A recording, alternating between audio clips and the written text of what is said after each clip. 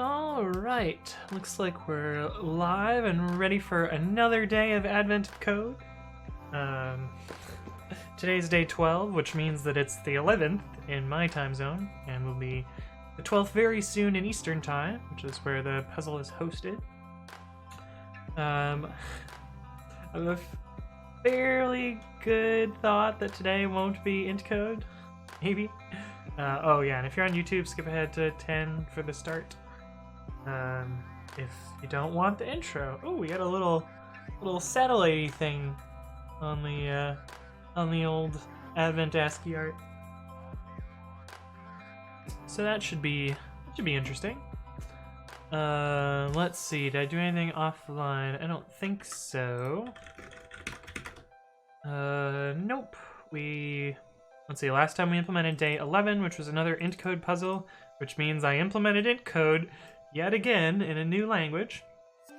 I wrote Swift, which actually I kind of liked. It wasn't so bad.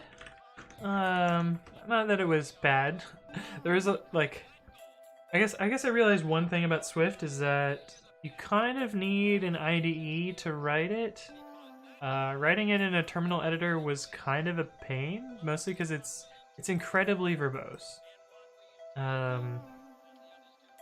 Yeah, just like lots of very, very long names, and with named only arguments, which seems to be the default in Swift, which is inherited from Objective-C, and actually I think is kind of a cool feature. But it does require you to name a lot of stuff. Hey, what's up, Meteox? How's it going? I was just talking about my Swift experience from yesterday. Today I don't know what language we're gonna do. Someone had suggested Old Python, which is a possibility. We could do that. That would be kind of cool. It really depends on the problem, though. Like, if the problem lends itself well to a particular approach or language, we might try that. But yeah, here's my yet another int code implementation. I was falling asleep on my office chair. Oof. At work or at home? Hopefully at home. Falling asleep at work would kind of be a little bit. Oh, at work. Oh no. Oh no. Well, that's unfortunate. I don't think I've ever fallen asleep at work. There's been a couple of days where it's like, probably should have fallen asleep at work or just like skipped and stayed home. But I don't think I've quite gotten to the point of exhaustion where I pass the fork out at work. But that's just me. Let's see, what do we have? We have 7 minutes until start. Music already too loud? No, I think we're good. I think we're good on the music. Oh, but I should set up the directory so that we are ready to go. Day 0 to day 12. Not's good? Awesome, sounds good. Move template to part 1. And we can see the int here. Leave chat up for a while. Set up our little iNotify exec, although we haven't had tests for the last couple of days, so that's fine, I guess. But let's see, I just got back from climbing, which usually I do on Monday and Thursday, but this week we did it on Wednesday because my team has a holiday party tomorrow, which means I will be skipping a day of Advent of Code, which is a little sad, but I don't know. I think a holiday party is gonna be better than that. How was it? It was pretty good. Let's see. There was this one. What do they call it? Routes? No, they call it puzzles. I don't know. There's some like cheeky word that they use to describe the routes. But there was one that I've been trying for like 2 or 3 times of going, and I got the balance just right, and did that route, and I felt really good about that. But then there was another route which I probably could have done, but just like couldn't finish it quite. I got like right to the end and then like just missed grabbing the last hold. But it was pretty good. I had a good time. Pretty tired. My fingers are a little bit sore, I guess. I don't know if you can see it on camera, but like they're very red at the joints, which is just always happens. And then by the next day they're fine. Skipping a day, no points for you then. Feels bad, man. Yeah, I'm not gonna get points on the 13th day. Bummer. Unless 13 is exceptionally hard and somehow I get it like 20 hours later, but like, that's not gonna happen. I know that feeling when I program myself. Yeah. But yeah, I think, no. I don't think I'm gonna get points today either. I don't think I'm gonna get points for any of the rest of them. Also, the only other days I'm gonna be able to do this are the 13th, the 14th, the 15th, the 16th, and maybe the 17th. Not sure about the 17th. But then I fly out on the 18th, and then I'll do all of these in January. So I'm gonna be done with streaming at the 17th, unfortunately. Which is a little sad, because I would stream at home, but my internet at home is so bad that it's just like... I can barely watch like 480p YouTube at home, which is just, yeah. Sad face. Oh, that one is supposed to be open here. Yeah, it is. This one's supposed to be input. Hey, what's up, Mindful Fox? How's it going? Minox says, I hope you enjoy the holiday. I'll try. We'll see.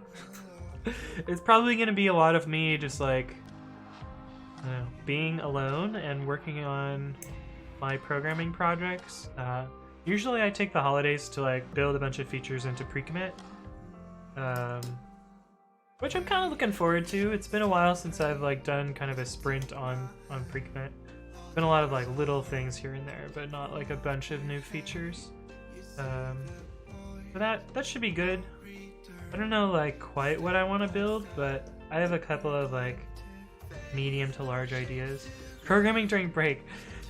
It's I mean, it's gonna be that and like walking around in the cold because it's Michigan. Like, what are you gonna do? But yeah, I don't know. I programmed last break and it was pretty good. What did I build last time? Could look at the changelog. And there's probably like one release right at the beginning of 2019. Oh, I haven't released since October. Probably do that. Yeah, so like I did all of this and all of this over break. I guess not all of these are me, some of them are other people, but like there was a lot of I worked on a lot of pre-commit stuff over break. Oh, I did the big internal refactor. That's right. Michael Fox says, is your brother still pursuing software engineering? You know, I haven't heard about him in a while. I'm kind of concerned. He stopped working with me at some point, and then like, I don't know, I check in every once in a while and be like, hey, are you practicing programming? He'd be like, no, I'm busy today. I'm like, okay, but you should really practice. And like my dad was gonna pay for him to go through a coding boot camp, and we had all this lined up, and it was gonna be great, and then none of it happened. So I don't know what's going on with that. I'll hopefully be able to see him in person and like see what's up with that. So, I don't know. Thoughts on boot camps? So I have a bit of like mixed feelings on boot camps. I think if you like with most education, you get out what you put in, kind of. Like if you're invested in it and you're in there to like learn and master the material, you'll do much better than someone who's just like doing it to get by.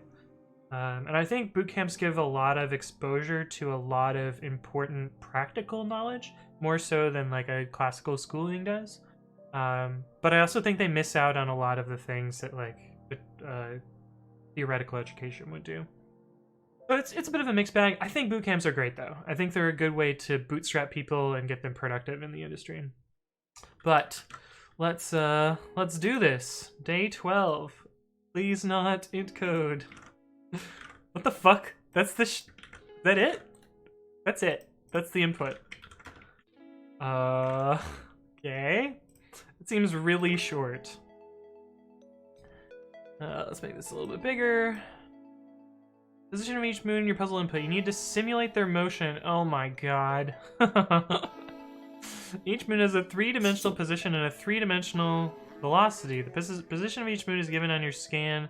X, Y, and Z. Simulate the motion of the moons in time steps. With each time step, first update the velocity of each moon by applying gravity. Then, once all the moon's velocities have been updated, update the position of the moons by applying velocity. Oh, this seems pretty easy. Okay, let's parse first since we already have the input. So position and velocity, and I assume they start not moving.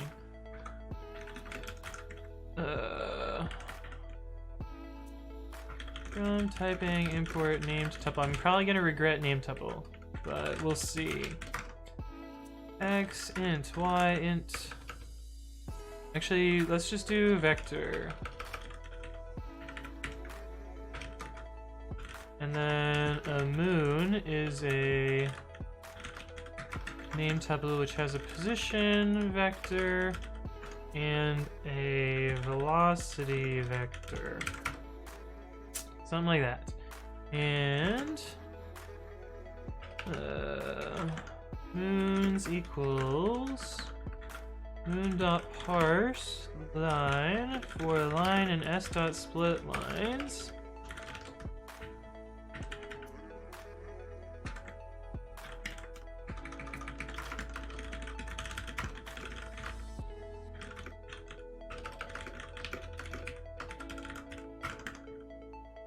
We have X, Y, and Z. Let's see. We can just use regex to do that.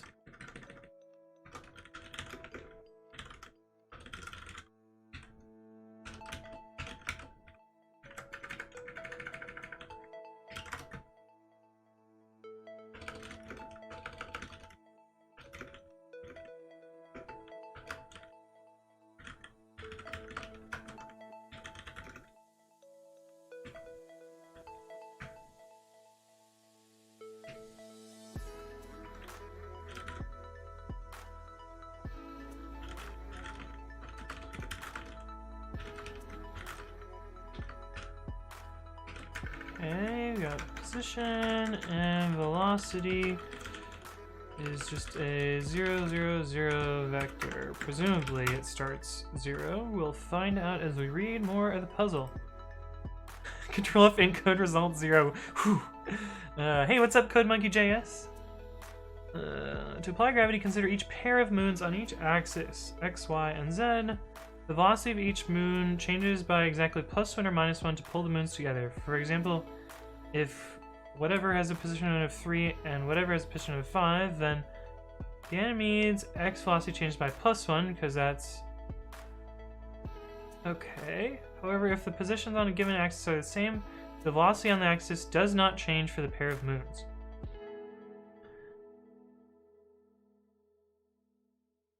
Okay.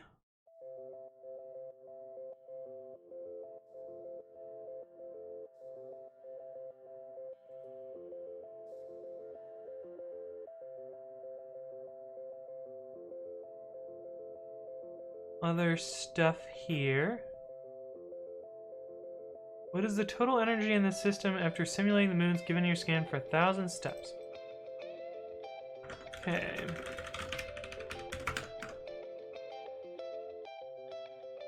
We need to compare each moon with every other moon in each dimension.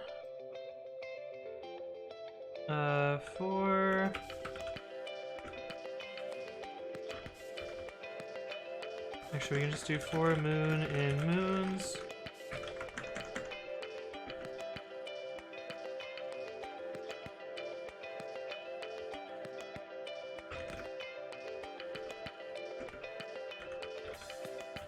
Did it say that it's additive along there? I assume so.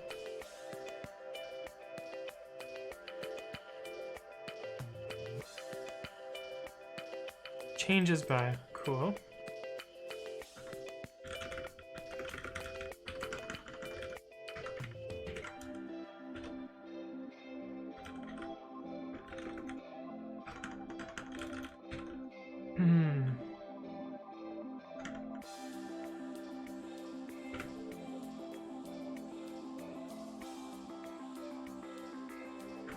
See if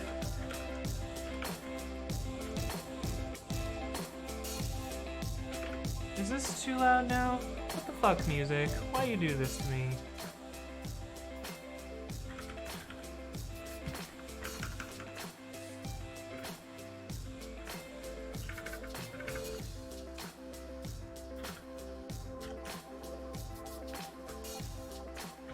Not velocity, position. If the position is not equal to the two positions, then the moon is pulled. So if it's greater than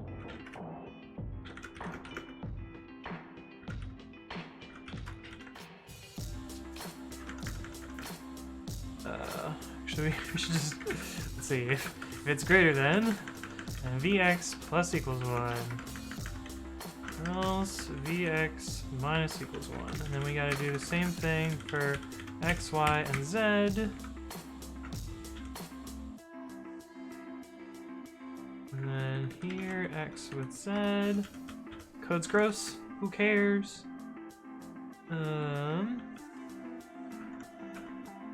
So then moons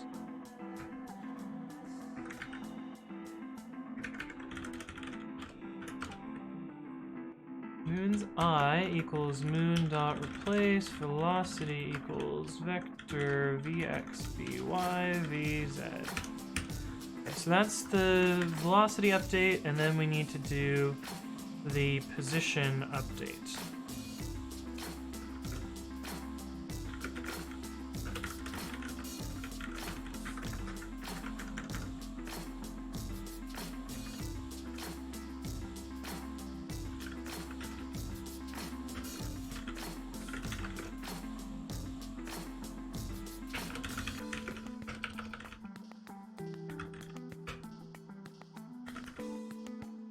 Wait, I don't know how this is supposed to work.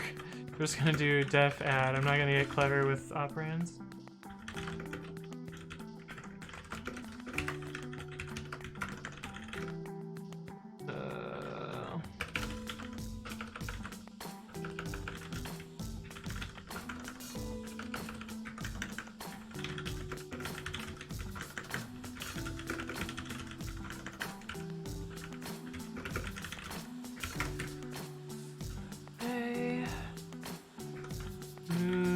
I equals moon dot replace position equals moon dot position plus moon dot velocity. Okay, so we run those 1,000 times. Potential energy is the sum of the absolute values of all of the coordinates. Potential and kinetic.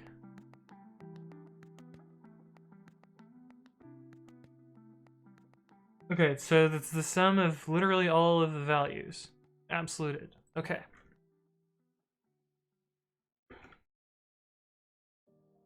Sum moon dot position plus sum moon dot velocity for moon in moons.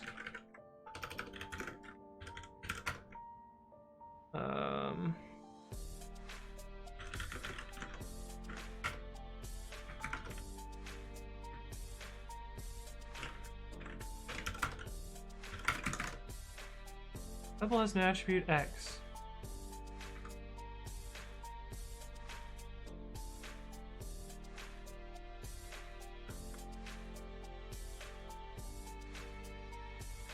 Tuple has no attribute x. Here we're getting a tuple.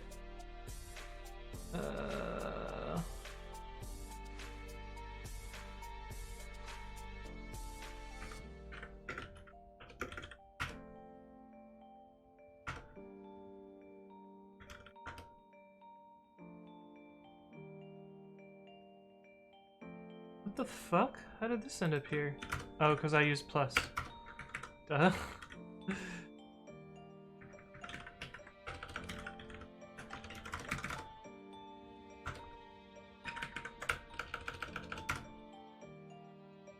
That's supposed to be absolute value. Shit.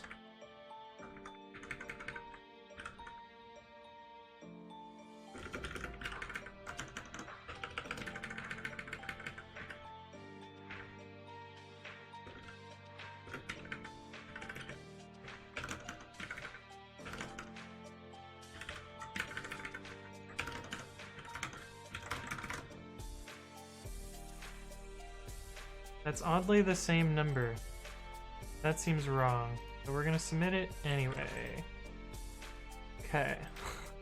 All right, let's simulate this.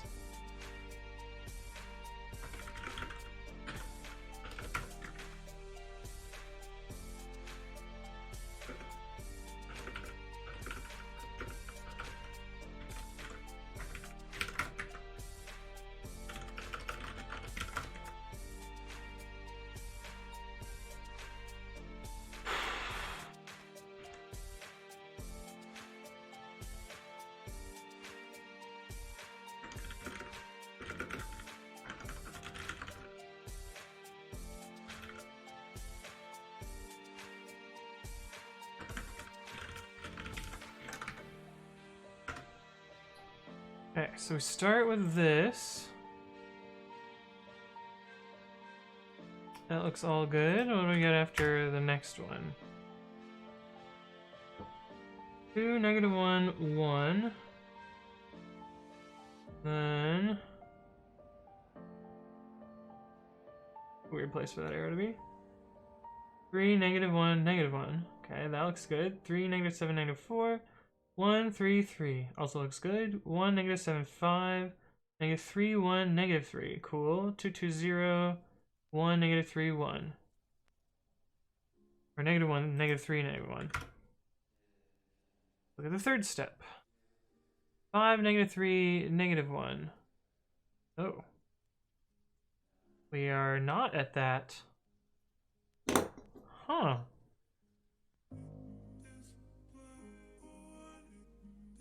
Huh.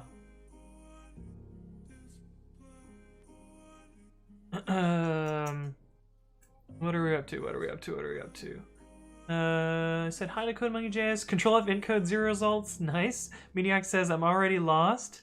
Mediac says louder. The louder the music, the more it keeps me awake. Just go to sleep. 9 a.m. at work. Yikes. It's 9 p.m. here. True.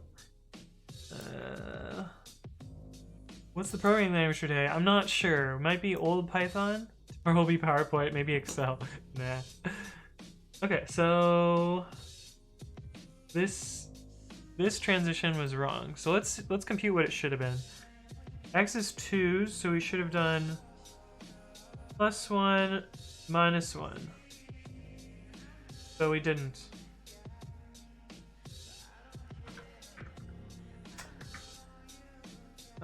Oh, this should be Elif.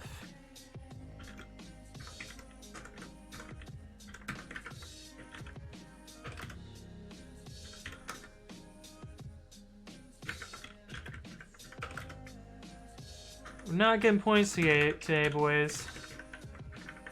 It's just fine. So these should alternate.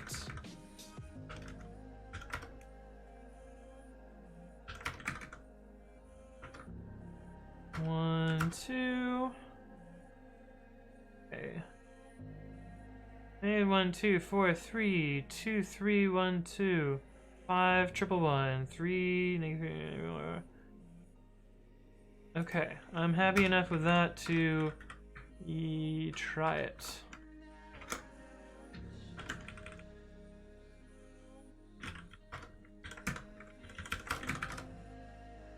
$355. That seems like a much smaller number. Not in the other direction. Also not right. Blah.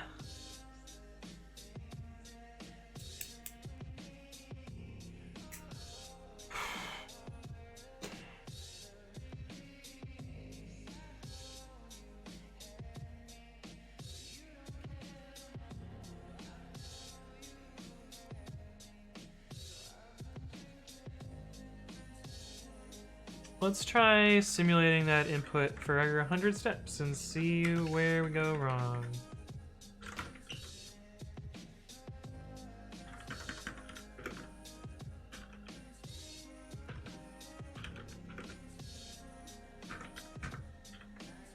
Oh. We clobber this outer eye, but I don't think it matters.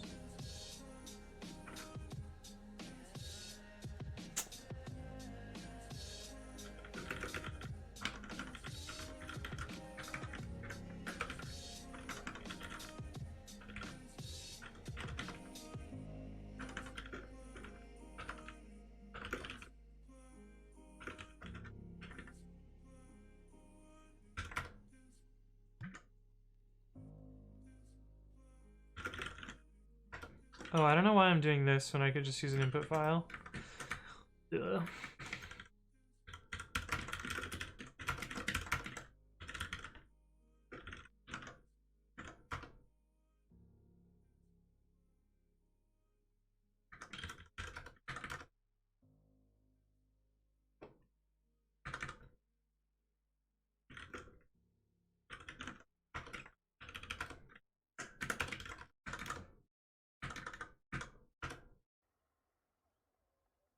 Oh, it doesn't run 100 times.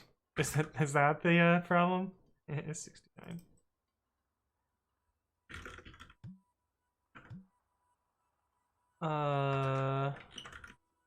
Or is this what it's supposed to be? Hang on. After 90 steps. After 10 steps, that number is very different.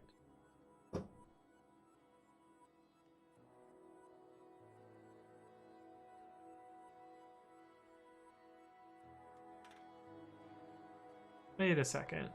This number up here... Oh, here's a second example.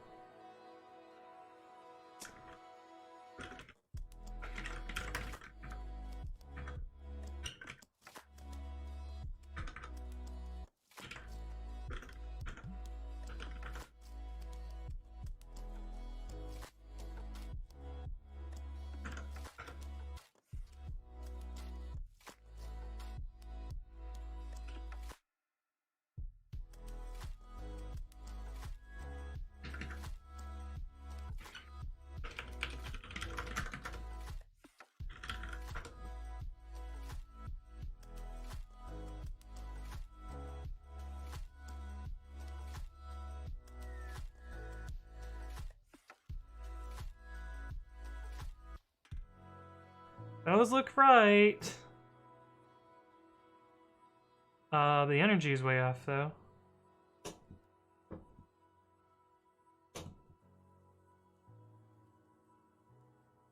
Potential 8, 12, 9, 29. 13, 16, 3. My math just dumb.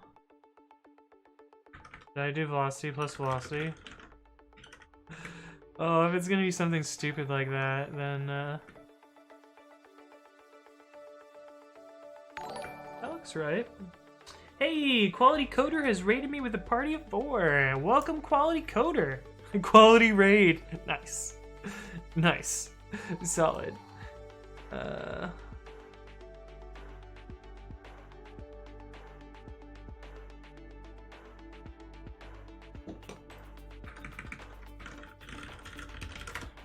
What the hell is going on here?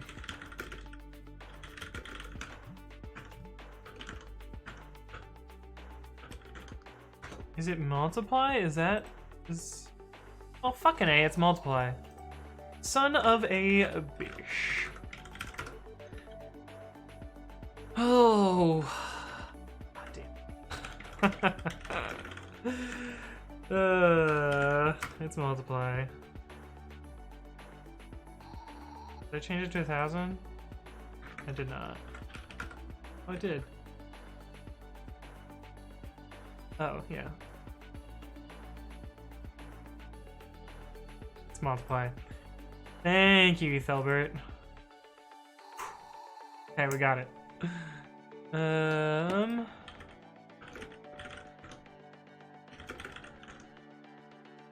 Okay, part 2. All this drifting around in space makes you wonder about the nature of the universe. Does history really repeat itself?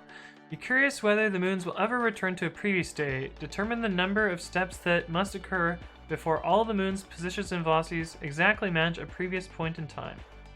Okay, that's easy.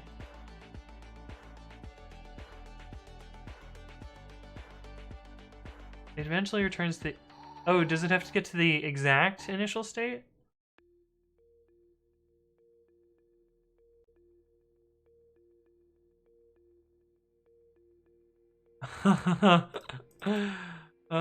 Careful, you might need to find a more efficient way to simulate the universe. Shit, we're gonna have to get real clever here, I guess. Quality Coder says, sup, Anthony writes code, sup, chat. Hello, hello. Oh, we're gonna have to be smart here? Well, that's no fun. I guess we could look at the periodicity of...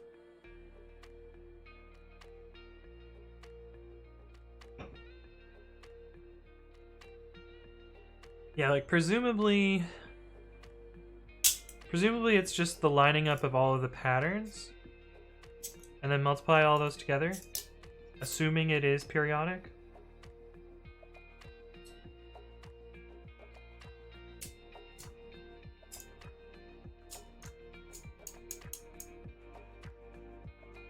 Yeah, I think that's the answer. I'm not super sure. Not super sure. I'm not super sure. We're gonna guess that's how it works and then go from there. How would we simulate that though?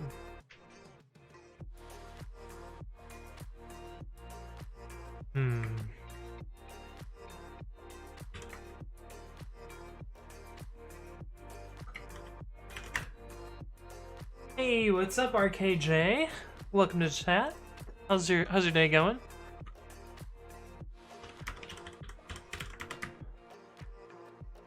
Okay, so this is our simulation.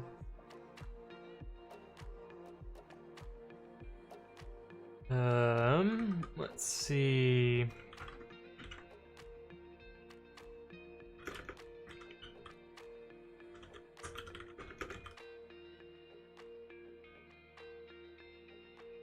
Do they have to have the same position, but do they have to have the same velocity? They do. Okay. Maybe do a binary search. The problem is, like, I don't know how you would simulate the steps to get to there, is the thing. Like, the binary search would help me. Like, if I could compute an arbitrary point in time, I could use a binary search, but I can't.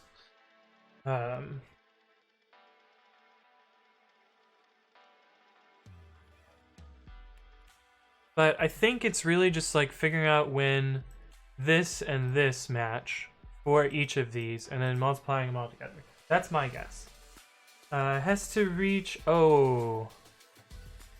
Right.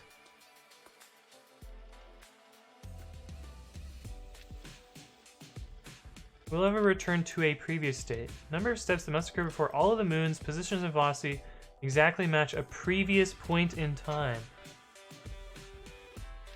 Oh, fuck. Well, if it's periodic, it would have to match the first state first, I think.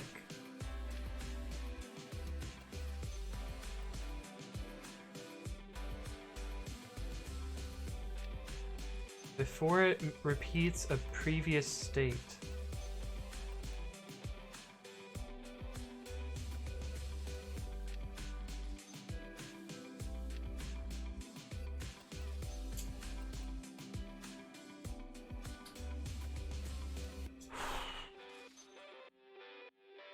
I think it would. I'm gonna go out on a limb and say that it would have to be the initial state. Pretty hard to simulate this though. Let's see. 1,000, million, billion.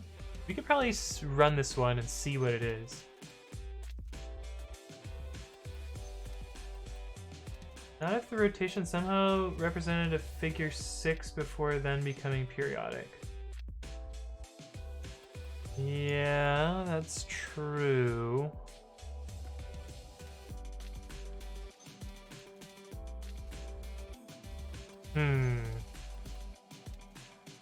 That's tricky.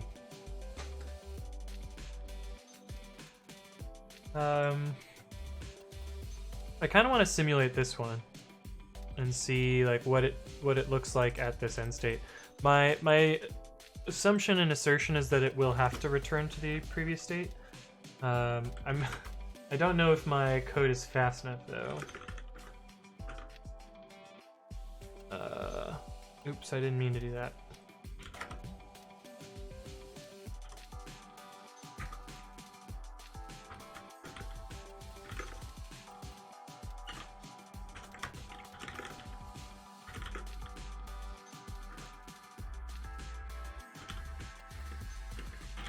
Let's get this to be PyPy compatible. I don't need anything here.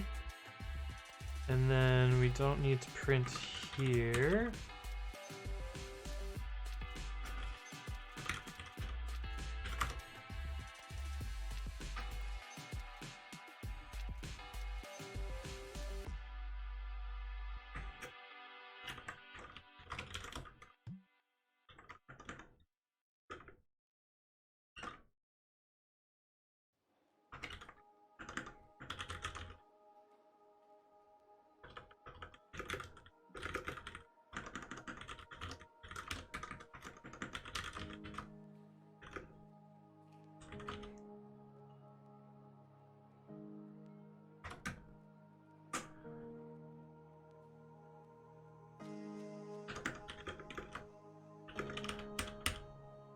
Thousand, million.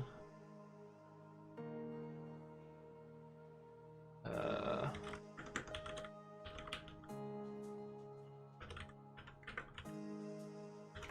print it every million. Let's see how fast this goes.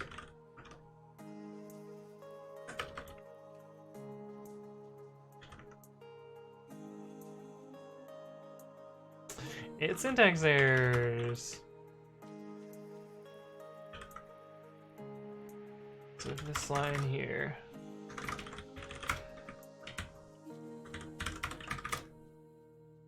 I forgot to put a format. It goes pretty fast. Let's do it every 100 million. Oh, because my mod is wrong.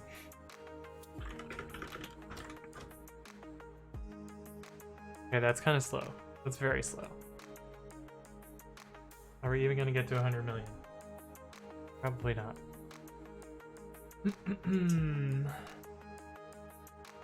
Space Traveler says, think about two moons at 10:00 and negative 10:00. They'll pass at the origin and then orbit.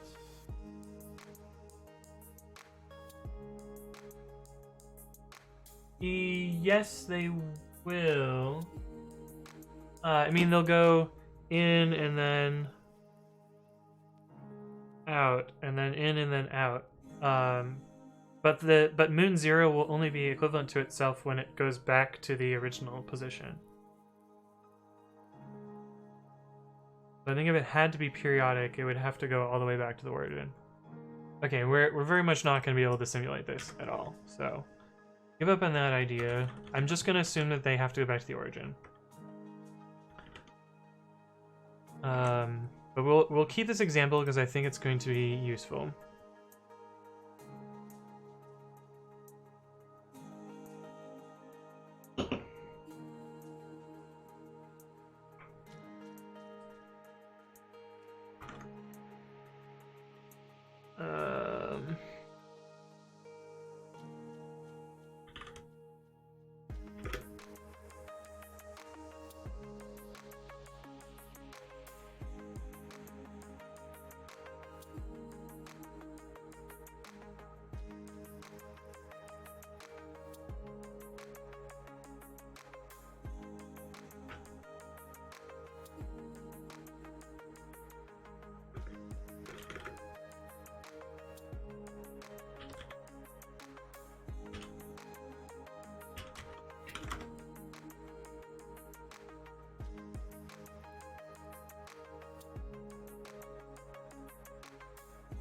we'll record the periods here.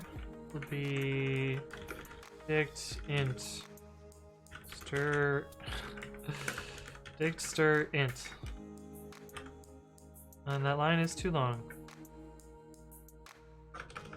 Let's call it periods.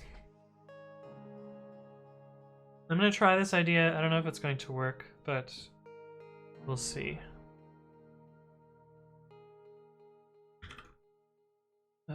While not len periods equals 3 for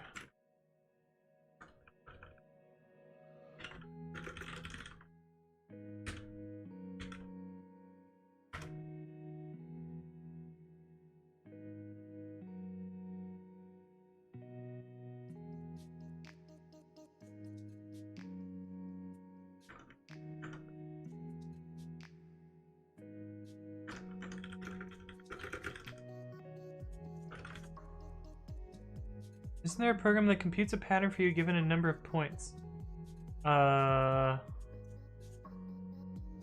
there a program that computes a pattern for you given a number of points? I don't know what you're referring to. If there is, I'm not clever enough.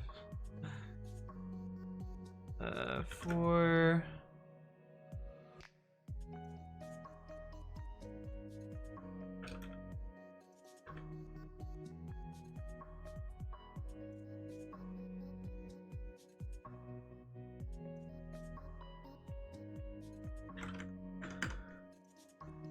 What am I trying to do here?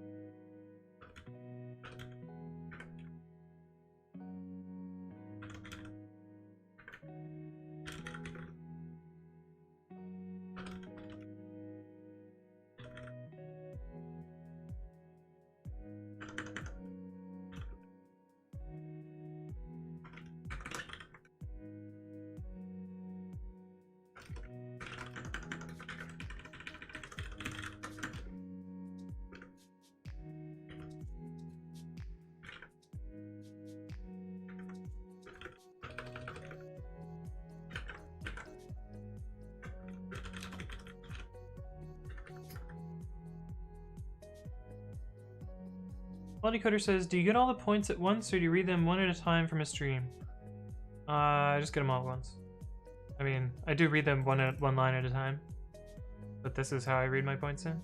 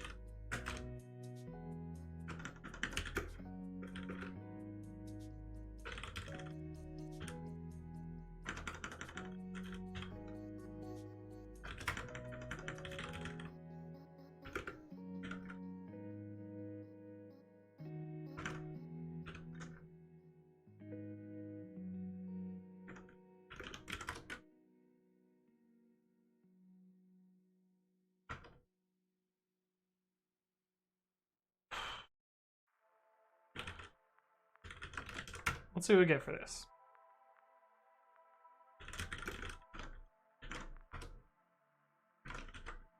Syntax error. Int has no len.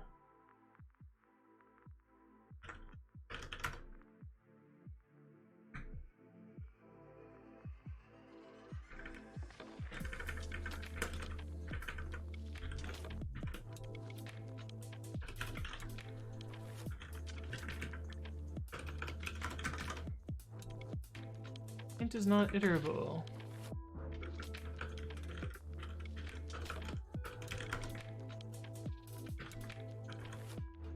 We did get a period for one of them.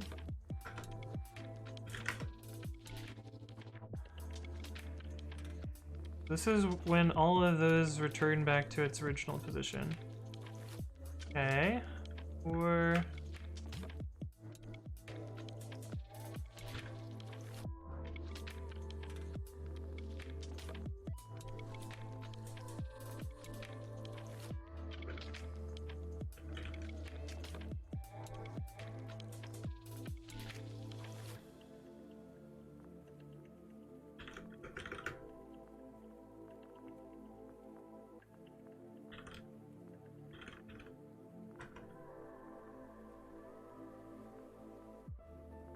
well, those numbers are really big.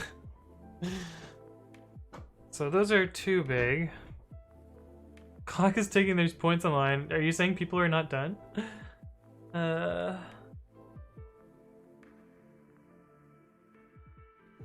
Store all the points in a list. Remove duplicates. The last element should be the final point before recycling.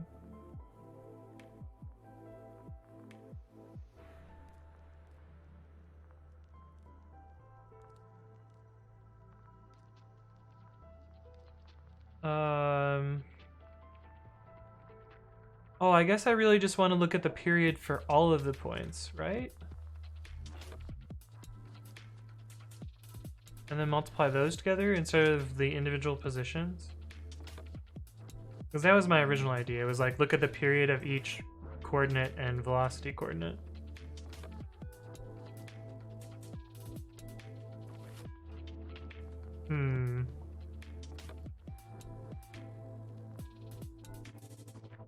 Oh, right. That example that Space Chopper gave earlier, now I see what you're talking about. Like, they would come together, and then as soon as they started to come back, they would hit a point that they had previous... Oh, but they would have different velocities. I think they need to have the same velocity. Or at least in this example, they have the same velocity. Positions and velocities exactly match.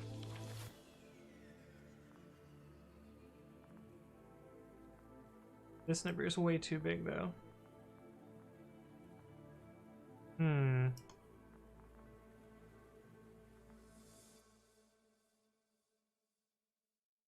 Oh, that's interesting, though. This number is exactly this number.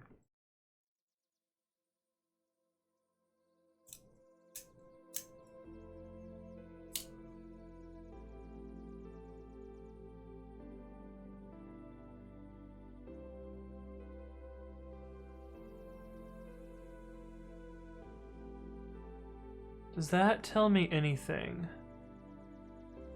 Huh. Yansar says, I currently have it brute forcing and it's been running for 10 minutes while I'm thinking of a better solution. Huh. I noticed that this and this have the same value too.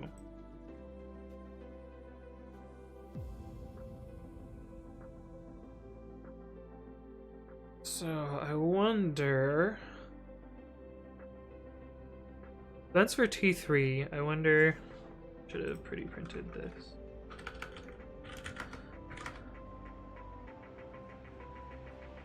None of the Zs have matches though. But these two X's and these two Y's do. Aneurysm says, I left a brute force attempt running overnight. Didn't finish. You'll probably want to find a better approach. Of course. Least common multiples of that period. That's the thing that I was thinking. Hey, what's up, Stovoy? How's it going? This song is some good jams. I'm gonna go use the restroom. I'll be right back.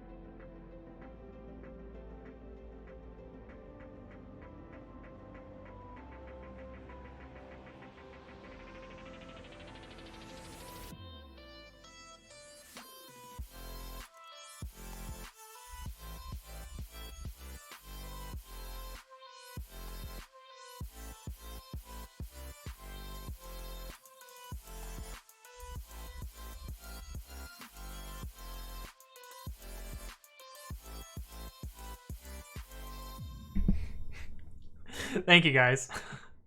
Yeah, so I had a bit of clarity. Let me just restate what I was saying.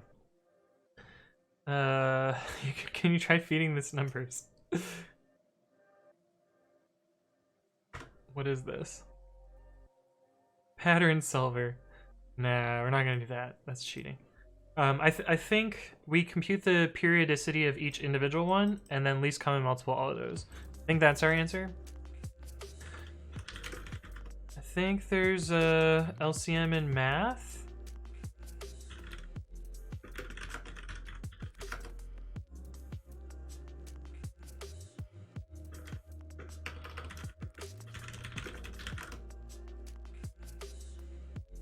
There's GCD, why is there not LCM? It's buried in fractions. Fractions. There's GCD. I forget the formula for least common multiple, so we're looking it up.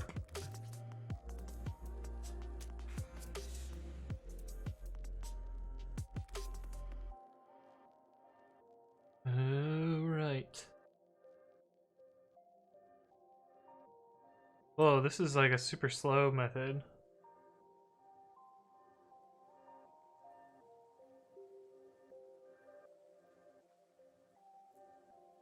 This is super slow method. Here we go.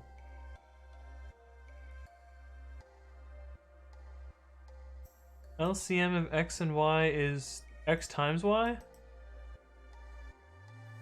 That can't be right.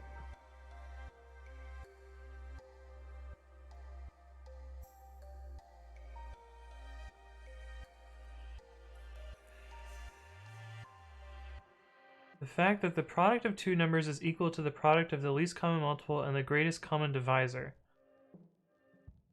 Oh, there's... okay.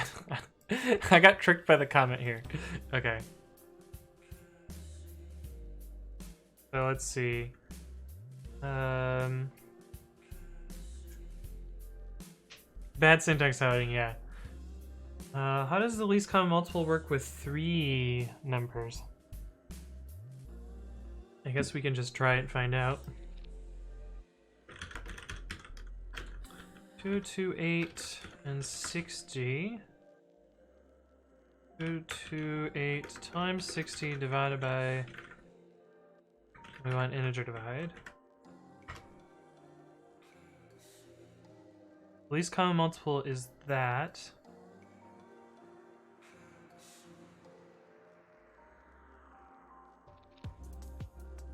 And so it will be this many iterations between x and when x and y will line up.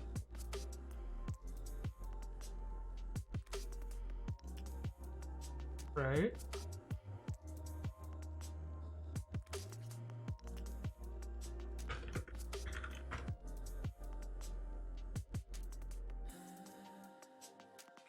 LCM of 3 numbers.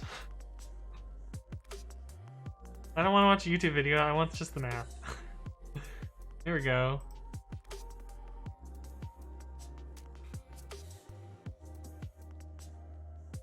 The periods are just to indent the lines, they have no mathematical... I fucking love it. If possible, rip out factors to all numbers.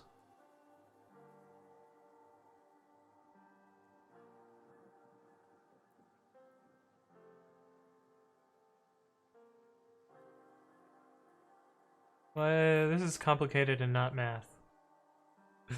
I want the formula.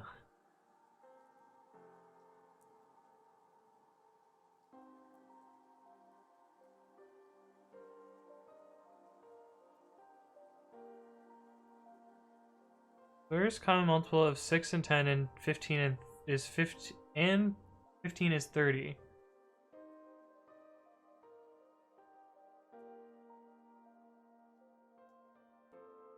I can find the least common multiple of both of them independently. I'm so close, I just want to know the math.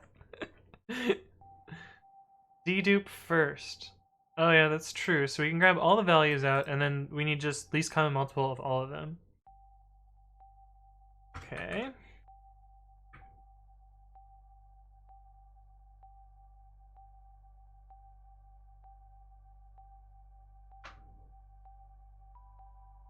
values of values, right? Yeah.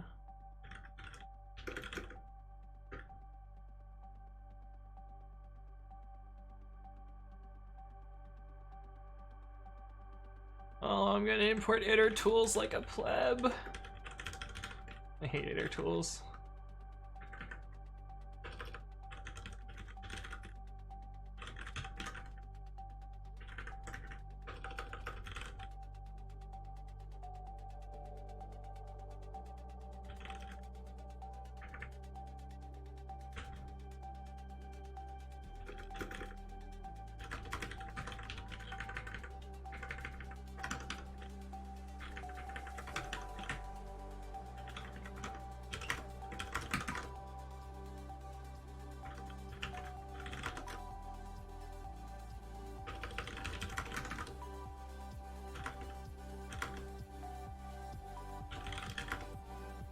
Okay, so we need the least common multiple of all of these numbers. Yeah, go ahead, post links. Links are great.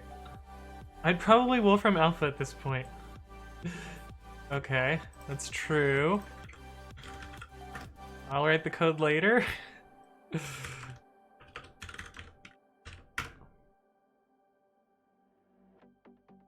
That is a big number.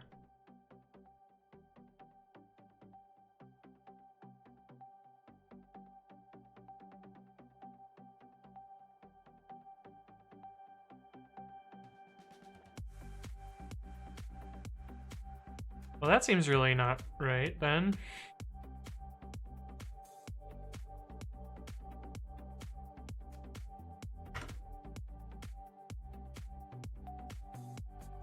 Formula of LCM of three numbers is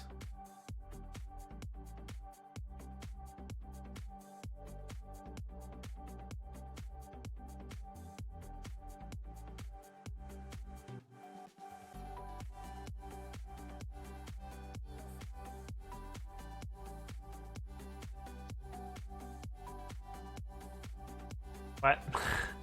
I don't think this one is helpful. What was the expected output? The expected output was this number, which this is 3, 6, 9, 10 orders of magnitude larger.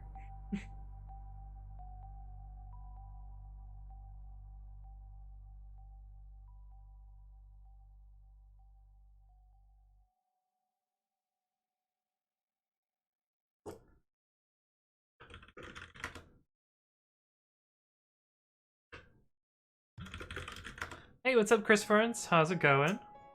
What's the harm in trying? In which thing? See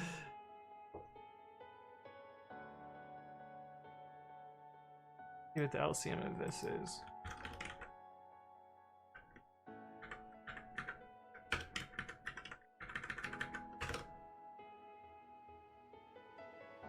That's a much smaller number.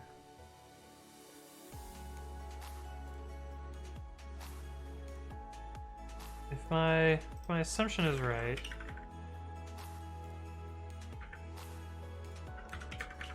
maybe the LCM of all of those is different than the LCM of the individuals? How large does this number get? 10 billion, that's already, we've already overshot at that point. Because this is, oh, this is 40 billion. Oh wait, no. 4 billion.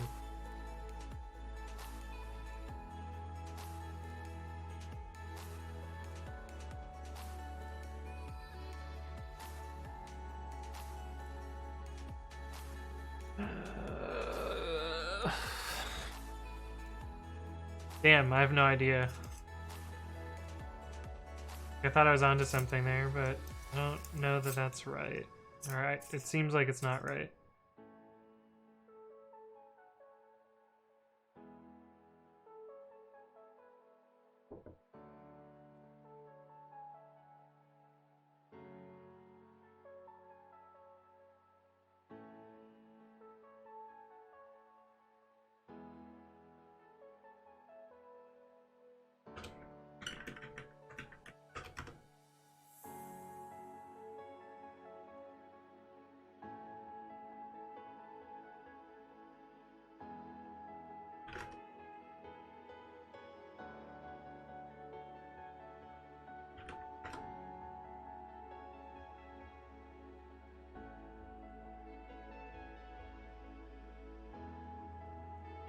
Okay, so the least common multiple compounded is still going to be the same value.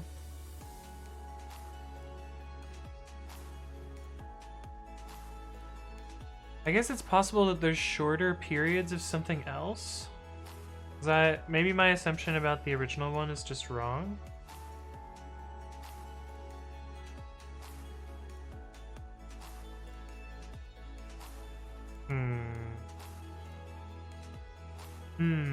How many people have solved this already? How many people are more clever than I am?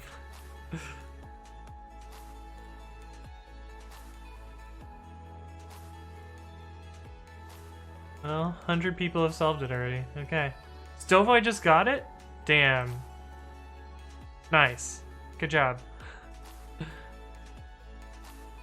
RIP points, right? Yeah. 317 have gotten it so far. Yeah, I don't expect to get points today. This one is a tricky one.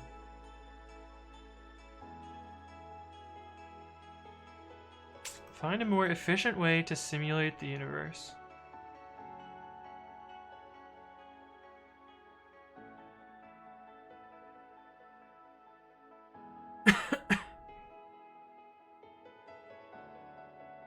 So I guess you can confirm at least one thing, right, Stovoi? Is my assumption about the original points correct, or is that incorrect? That'll change how I approach this. Without giving too much away. Is my assumption that the first position that they return to will be the original position? Like, in this case, the first thing that it rehashed on was the original position.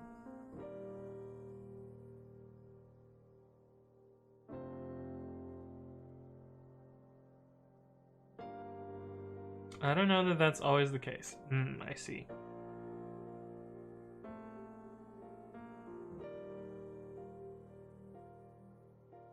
Let's try the first example above and see with smaller numbers if a better pattern emerges.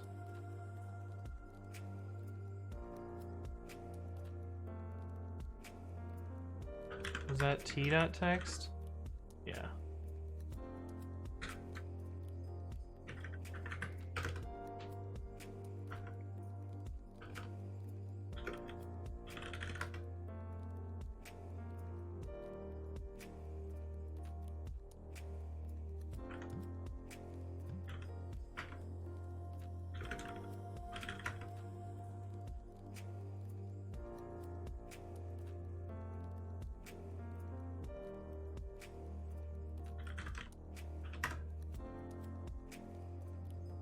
Interestingly though,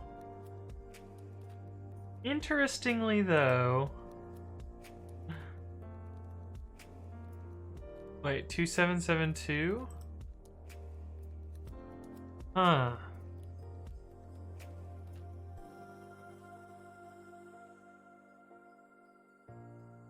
Okay. I think I just need to find the first...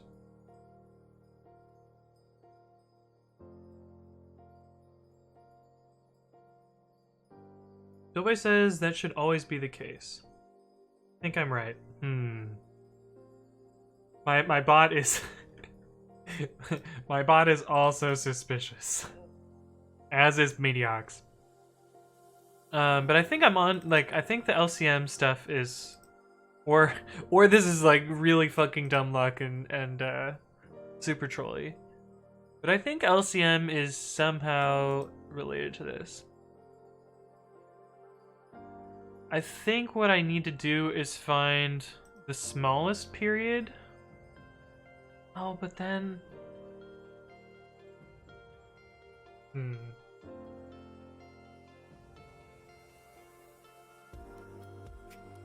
Because this number just seems wrong. I guess I could try and compute it for mine and then LCM that and see and submit it and see what happens.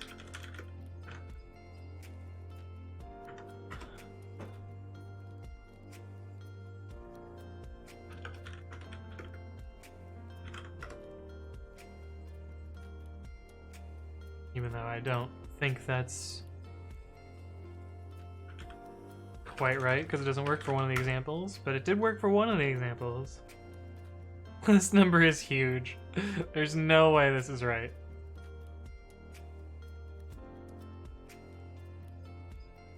Prime factorizations, 2711 is prime.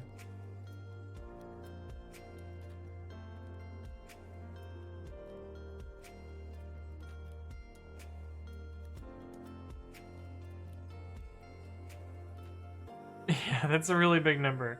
I don't think that's right. I think it's supposed to be a really big number, but I don't think this is right.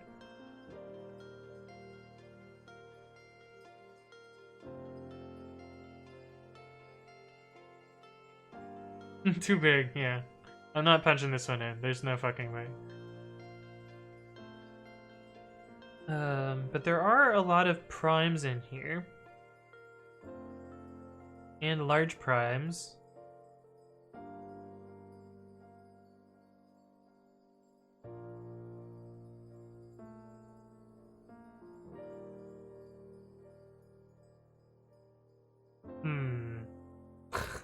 I don't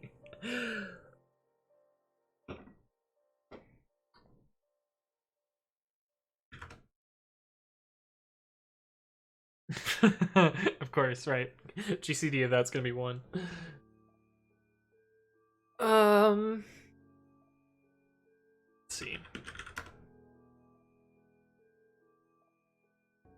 If we have a period of 2 and a period of 3, then the first time they're going to overlap is, let's say it's like this. And this, for instance. First time they're going to overlap is their least common divisor. So when you introduce another one,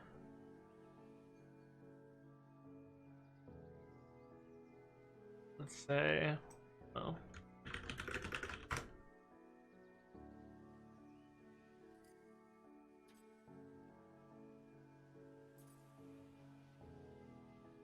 oh, but this isn't even right. Because velocity has to matter.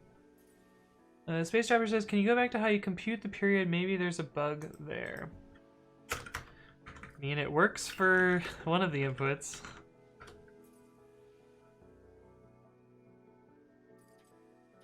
So I basically just check if their position for each axis is the same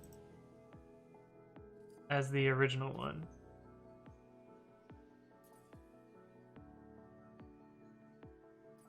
I could check if they're completely the same. It might be equivalent. Let's try that instead.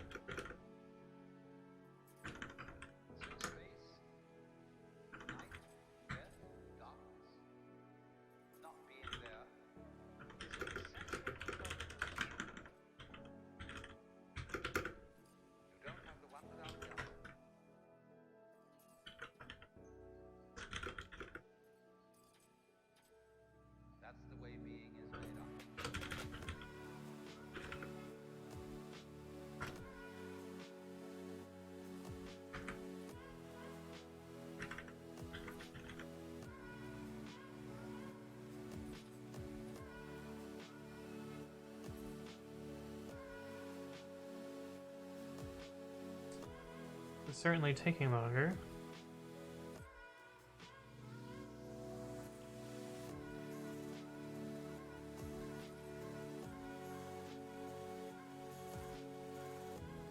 But that kind of makes sense, like, for these to line up, we need their greatest common denominator. Which, I mean, the biggest one of these, probably this one.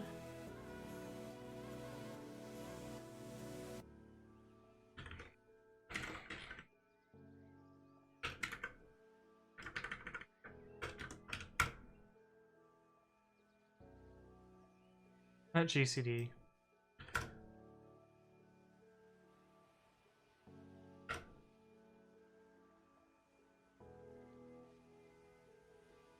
Oh, LCM and LCD are the same thing. Yeah, 115 million iterations before you hit that one. So I don't think that's the right answer.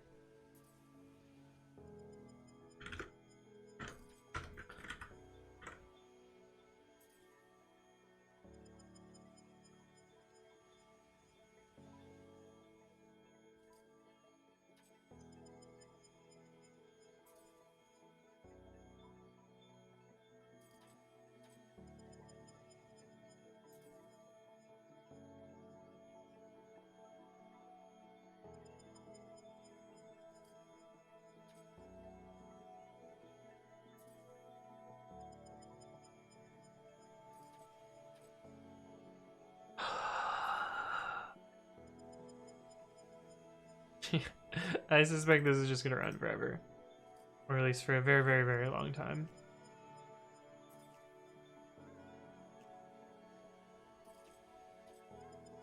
There must be some trick that I'm missing here. When you hear music, what you really hear when you hear melody is the interval between one tone and another. The steps, as it were, on the scale. Yeah, if I can compute the period of any of them, the trick is to chant the answer. So in the same way, Yeah. in the intervals between this year's leaves, last year's leaves, this Should go back to visualizing this. the interval is in some ways just as important. So in order for things to be periodic, like they would have to like go around in a circle or something. And any point on this circle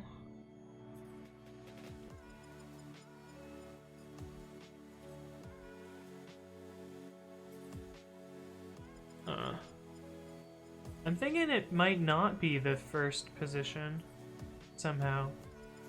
And that's probably where I'm losing. I don't see how that's possible. Like, it would have to...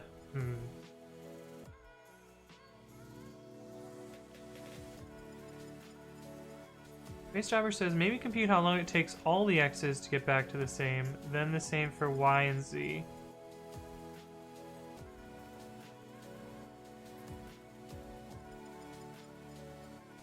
Yeah, that's an idea.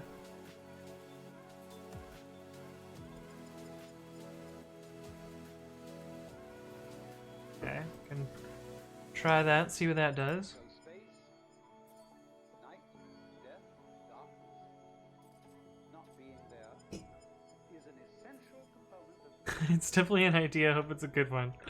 Okay, let's see. without the other, just as your buzzsaw has no teeth without having that. All the x's. That's the way being is made up.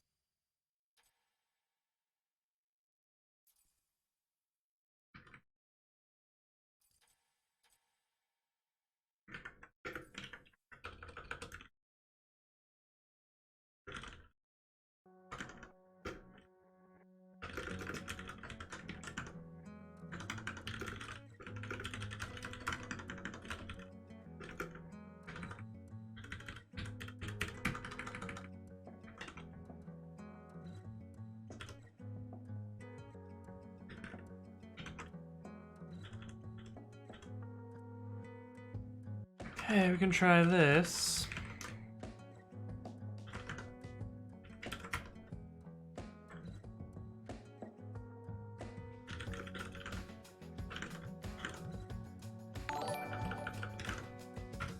Hey, what's up, Exostasis? Thank you for the follow and welcome to the stream.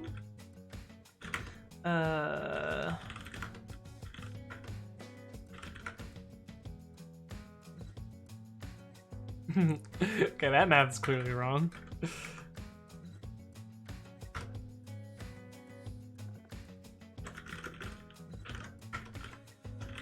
Because I did a ridge here.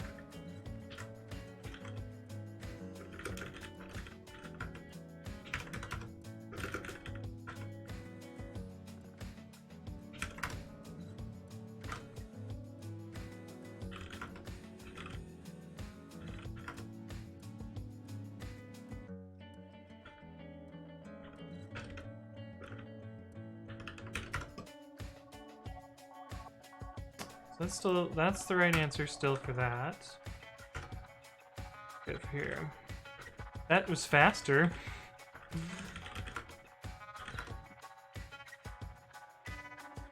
Huh, okay. Yeah, that seems seems like we're gonna get to the right answer there, Space Chopper. This seems like much smaller numbers than what I had before. And in fact, that's the right answer. Okay. So then, what is the formula for LCM of 3 numbers? I think it's the LCM of both, right?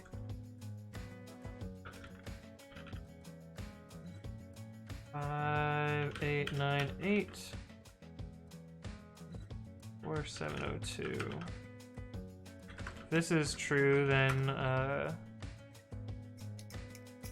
I can just do that.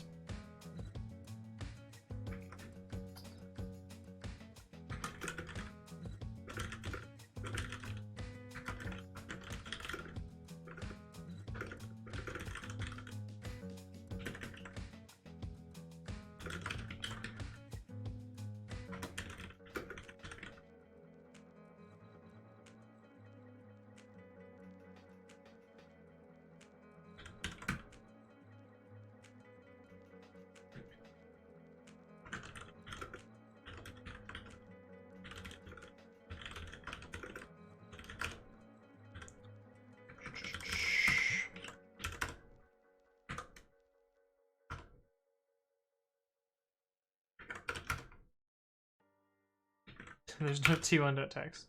Okay. See what this gives us. Oh no, it's still slow. Yikes. Stillboy says math whiz. Exostasis says that's a big fucking number. Holy shit. Hopefully it's right. Sorry, I'll read your message in a second. Let me just submit this if it's right. Oh, okay. I did not like that. Exostasis says, hey, just found you after finishing up my university quarter with an advanced Python class. Still down. Still don't feel like I'm proficient yet, though. None of us do, my dude. Proficiency is hard. I don't know that any of us will ever get to truly proficient in Python. I'd say I'm pretty good at it, but I don't know. There's still... I think there's a lot for me to always learn.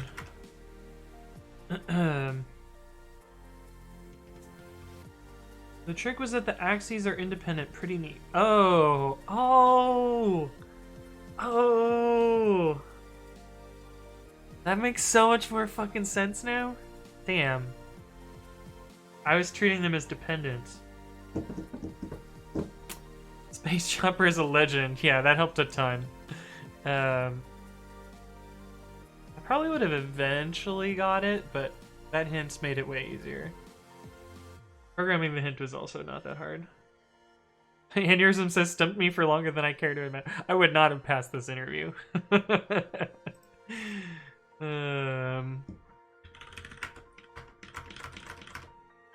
Alright, let's make this less crappy, I guess.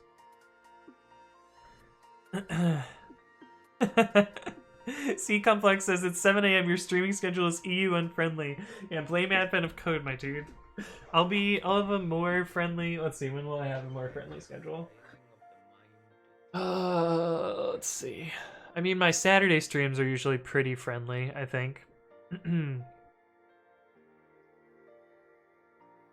Also, I'm bad at math and didn't remember LCM, so I did a lot of modulo. Verifying the inputs for the first time took almost an hour. Wow. I'm not sure I would have thought to compute individual periods. Once that was done, I thought of LCM. Yeah, I at least had the first jump on the individual periods, so like that part was decent. Okay, let me clean this up. How do I reuse? How do I dedupe this? I guess I can make a axis function.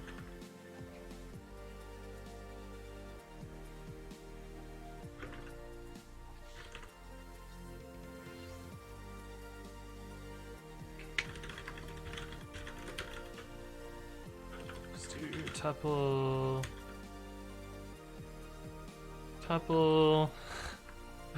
How will this do list? List of tuple of int. Return.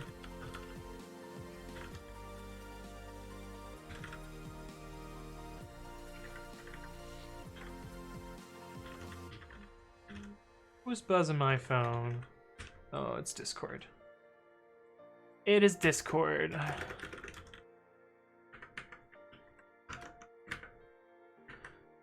Oh, this actually makes the code shorter, though. Also, that get editor is kind of gross. Snowboy says, the problems are definitely getting tougher. I'll take more int code over these. More int code, please.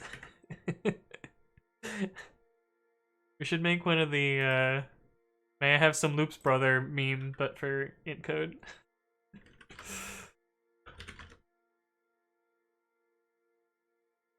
Actually, I don't need this at all, right?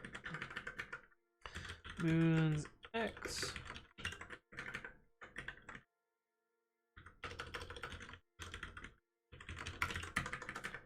Alright, what language are we gonna write it in today? Should I try and do this in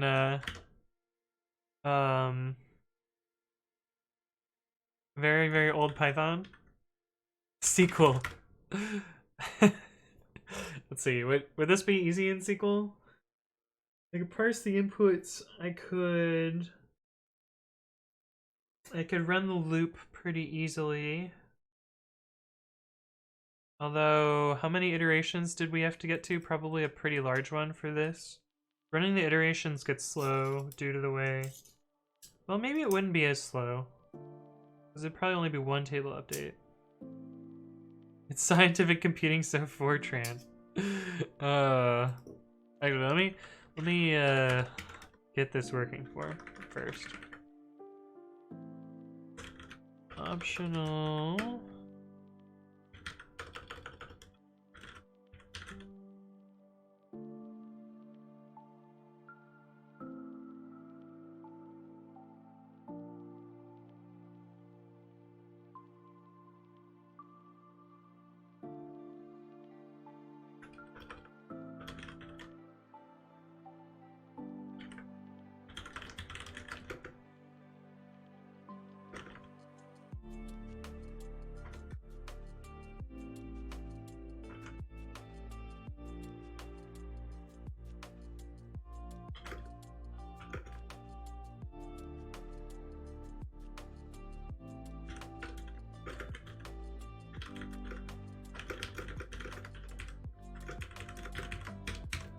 Okay, I think I have a way to simplify this down a little bit.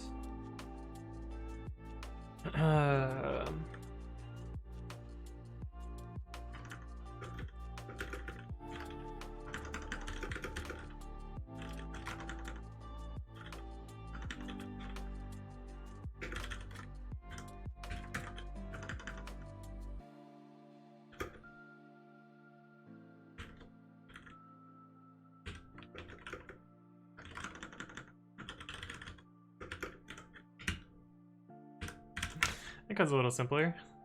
Let's see, we get the same answer. Syntax error.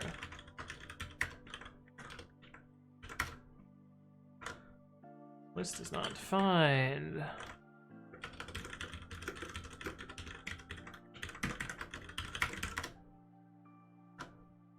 Not enough values to unpack.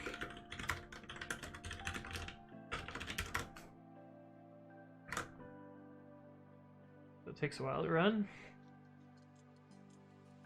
If it's scientific, I would have figured you'd use the R programming language. I don't know anything about R. Which doesn't rule it out.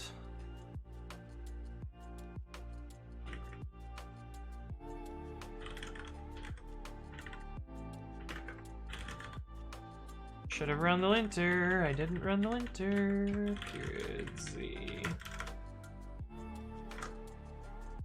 Billboy says, I'm rewriting mine in Rust. I already did Rust once. Exostasis says, I find it interesting that you can use Nano almost as fast as some people can use Vim.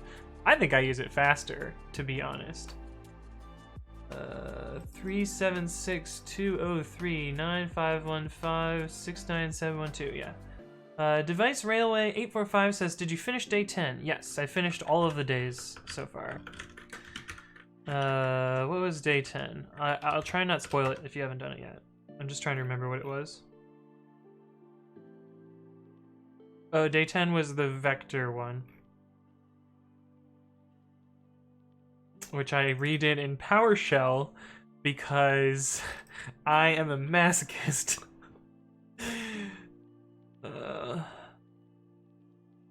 Okay, but I think I'm okay with this solution now for part 2. But position is kind of a long name. We can replace it with pause, but now velocity has to have the same length. Did they use a variable name for velocity that was not so short? Vel. Yeah, I like that better. Still doesn't fit on one line though. This does.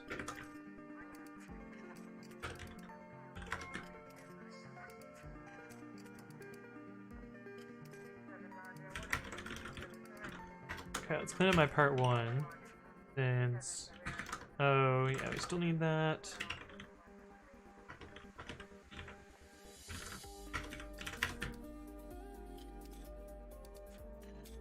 Get rid of the printing.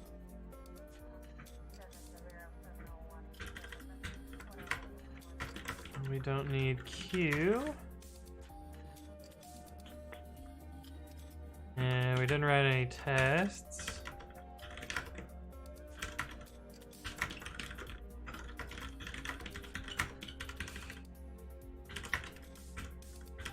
Oh, we didn't use iter tools after all. Sick.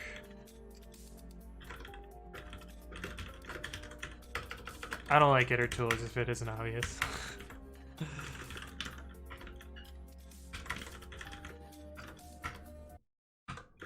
Oh, YouTube. Yes, I'm still listening.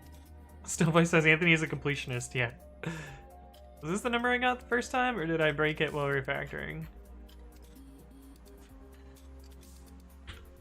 Okay, we good. Okay.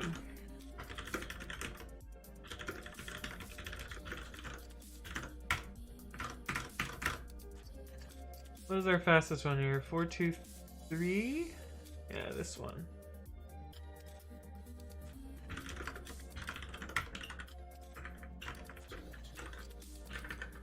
And my solutions are all up on GitHub if you guys want to check them out. There's a command. It's my stream GitHub, not my primary one. If you're curious.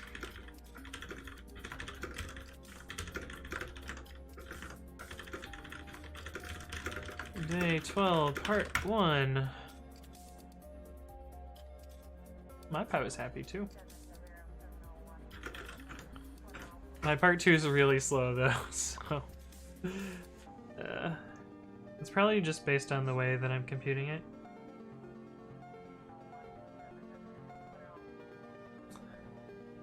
Oh, I know who you are now, Space Chopper. I see. That's why you pinged me on Discord. Nice. This takes 12 seconds to run. We're not... Do I do best of 5 even for 12 seconds? It can take 60 seconds to do this. We'll do best of 2. I don't have time to get a best of 5 here. Okay, this is best of 2. That's really slow.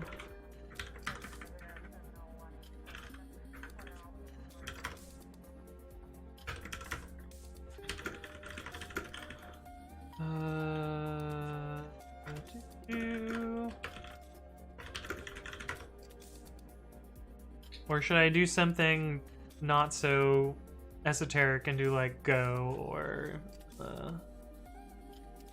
I don't know, what other languages do you guys want to see? I could do Ruby. I really don't like Ruby, and I don't know enough Ruby to do it, but I could do Ruby. I already did C++ one of the days. Have I done Kotlin? I have not done Kotlin yet. I could do Kotlin. I did C++ on day 1, Sargastic Dante. Even though it was like literally the easiest day to do it on. Ruby is on the rails, says Coda Kane. Kotlin is pretty cool from what I've heard. Yeah, I actually have one Android app that's partially written in Kotlin. Let me demo my app. Well, it takes a while to start. We'll let Android Studio start. Day 12, part 2. Line 40.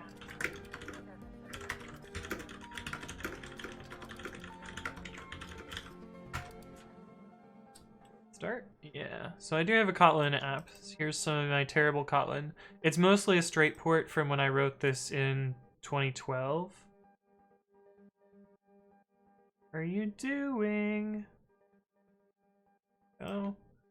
This app is mostly a straight port of what I wrote in 2012. But it's a game similar to Sudoku, but it's called Kenken. And this is my own implementation of Kenken. So I have my own puzzle generator and my own like playable interface. The way Kenken works, can you guys see this on stream? Yeah, probably. There's, oops, double tapping will autofill any number that's trivially solved, so that's why that did that. But there's these cages, so you can see like there's darker outlines and then there's softer outlines. Kind of, I didn't do a good job of like drawing this well for like stream. Like it should be thicker lines than what it has right now. But basically you can't have the same number in the same row or column, and they're separated into what are called cages, and a cage has a number and a math symbol. So in this case, 4 times, oh, I have it in hard mode. Oh well, let me redo this in not hard mode so that I can actually show you the placeholder stuff. Okay, so 4 divided by another good example. This can either be 4 divided by 1. Well, it has to be 4 divided by 1, but the 4 and the 1 could be in either position. So you would mark it like this. Same for like 2 times. That could be 1 times 2 or 2 times 1. And 12 has to be 3 times 4 in this puzzle. Which, whenever you see 2 numbers in 2 boxes in a row or a column, you won't be able to see those numbers anywhere else. So because there's a 3, 4 in this, everything in that column eliminates 3 and 4. So that means this cannot be a 4, so it must be a 1, which means this has to be a 4, and this has to be a 2, and this has to be a 1. Same here, like we can't see 3 or 4 here, so this has to be a 5. And basically you can just solve out based on that. Oh, that's not right. Wait, I fucked up somewhere. Before. Oh wait, no. I thought this is the problem with the small lines. I thought this was a three cage one, but I was just derping. So another rule is like if you have, so this has to be 10 here, so this has to be a 4, because these two have to be 2 and 5 in some way, and so 2 times 5 is 10, times 4 is 40. This has to be 1, 2, 1. Like, you recognize the patterns after a while, but then eventually you get to a 4 solution and it solves it. The way I play is in hard mode, where you can't use the top bar, so it's kind of grayed out. And I play this like almost every day. 2 5s, this has to be a 1 and a 2. This has to be 4 5 3 4 3.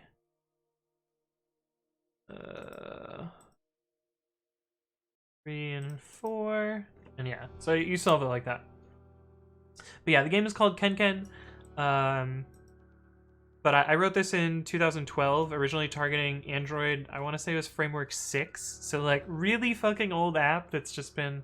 I recently forward ported it, I think last January. But yeah, that's 5x5. You can also play it in 9x9 mode, which takes a little bit longer and is a little bit harder, and the numbers are a little bit smaller. Let's see, 4, 6, 8. Yeah, I play this game quite a lot. I think my high score is like 2 minutes for 9x9, which is absurdly fast. But I also play like literal thousands of games. The 5s and the 7s tend to be the good numbers on the 9x9 ones, because you can kind of inference out the rest of it that way. So like I know this has to be 7 9 here, which is how I got this 6 and this 7. This is also a good pattern here. This is either 2 3 6 9, and this is 4 5. And if I can figure out that there's a 9 here, then I know there's an 8 here, so that'll get this out of the way. I know this is 4 6 also. This can be 1 5 7. This has to be 7. That helps a lot there.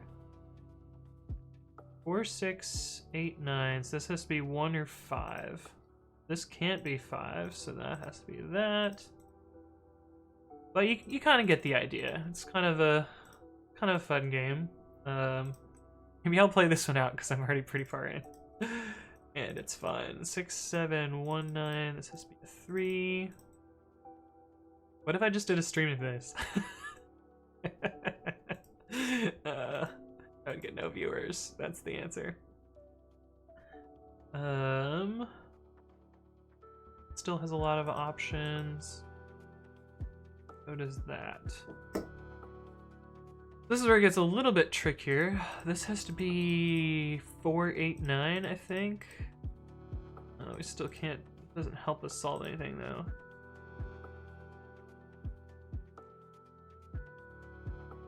It reminds me of Sudoku, probably because there are numbers in boxes. That's true. You should stream this and try to get a higher score. Yeah, definitely. But yeah, the source code for this is up on GitHub as well.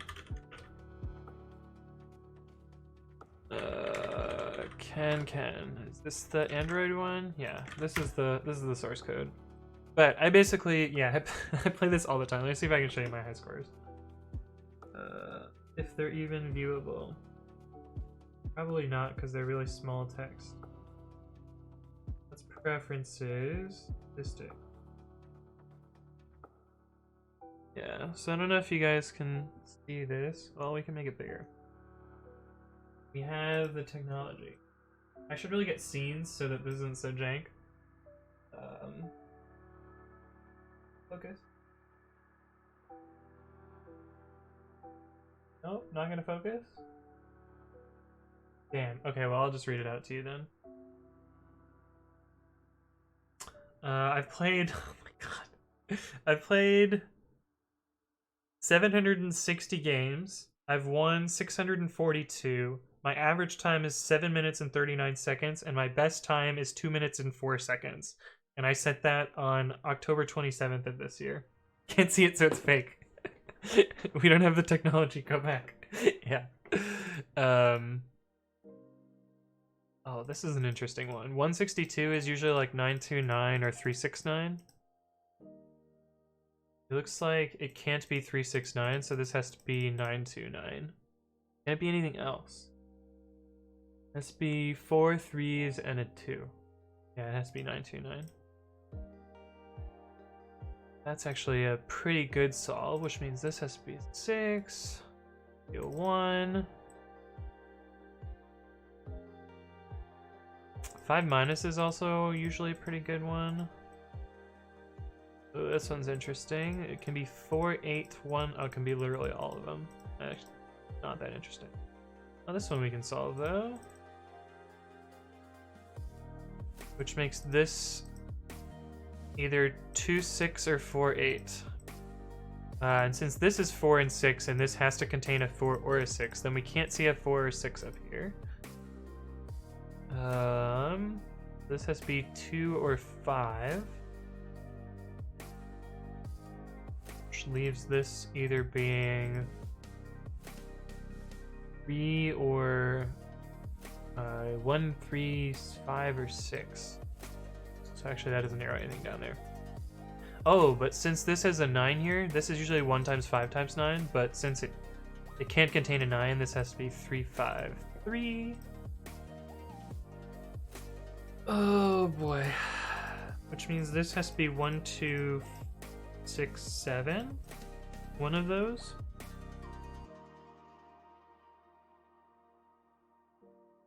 This has to contain a 9. Oh, so that means we can figure it out from this. This has to be 1, 6, 8. So this has to be 4, 9. This has to be 8.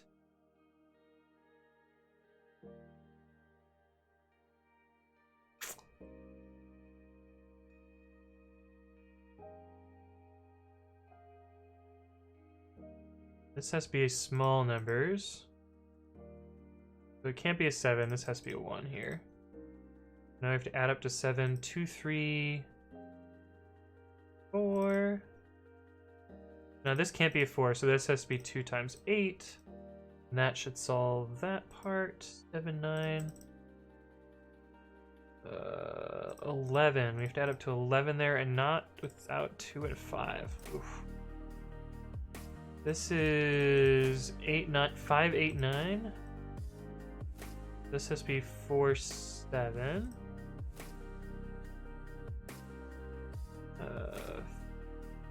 6, 2. You can tell I double click a lot, which is a little bit cheaty. But let's see, this could be 13 or 14. If it's 13, this would have to be a 9, so it can't be 13, it has to be 14. So this has to be 5 plus 9 is 14 plus 8. Has to be 1, 3. That has to be 2, 9. So we finally solved this little piece down there. 11, 1 and 8 plus 3. So that has to be 2, 6 there. 7. Should be able to solve pretty soon. 6, 4. I promise this will be done soon. I promise.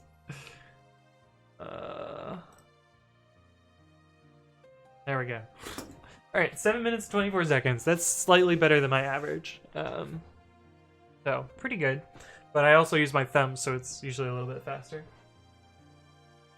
7 minutes so far proves my theory that your score is fake. Hey, but this is faster than my average, so...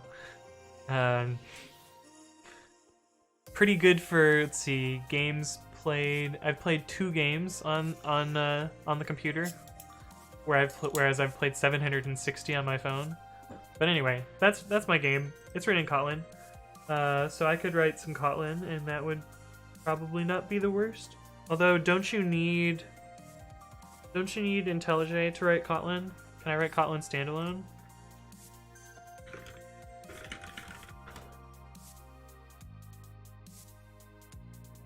Well, I guess I could write it standalone.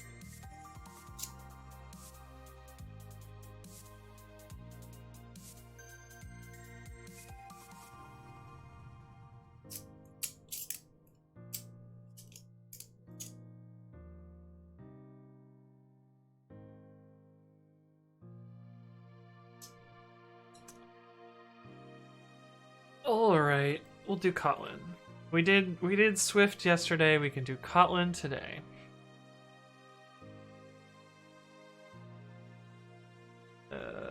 Kotlin native Linux.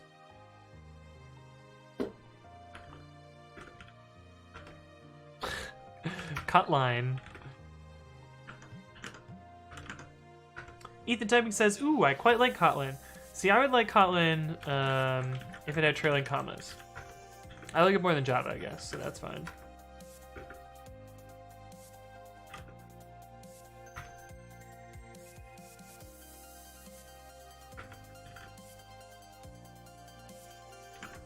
Alright. I bet it's going to be smaller. Oh, tar. Wait, I could have sworn I clicked a zip.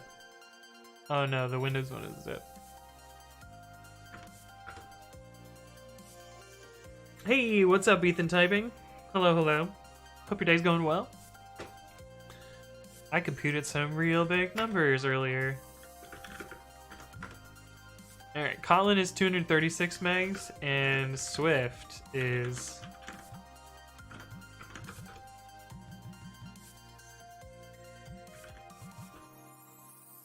I can find it. Swift is 1.1 gigs. I think Kotlin's winning.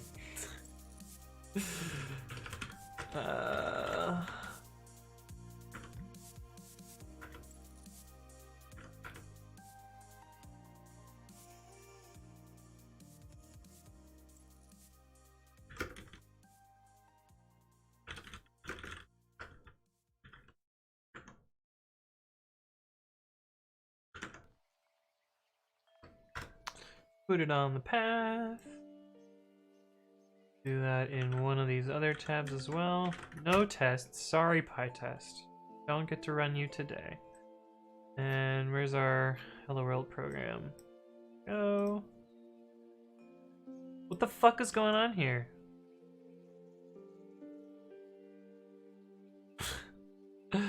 Let me copy and paste. Oh, let's get some Kotlin Nano RC up in here.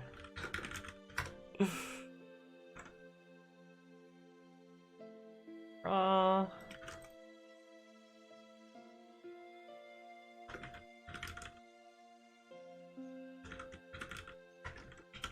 Hopefully that one's fine.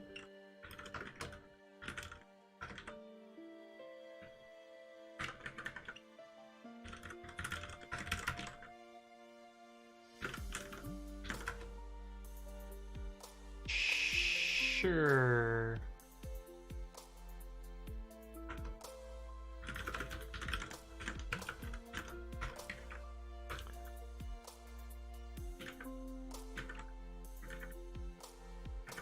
Let's do bright green instead. Or Discord. Who's pinging me on Discord? Oh, I see. Nah, you're good, Space Chopper. You're all good.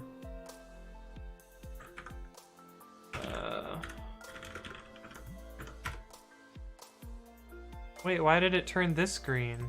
That's not a string. String header. You will, in general, want your comments and strings to come last.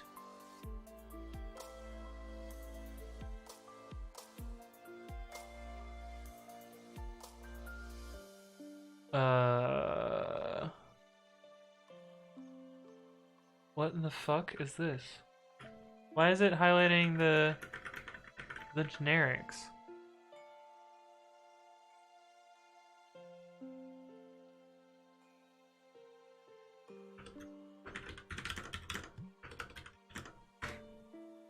We'll just use the Python one.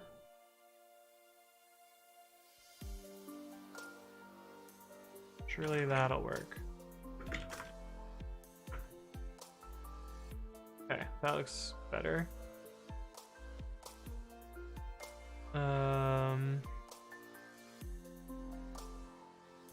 But we can do generics too, I guess. Color bright blue.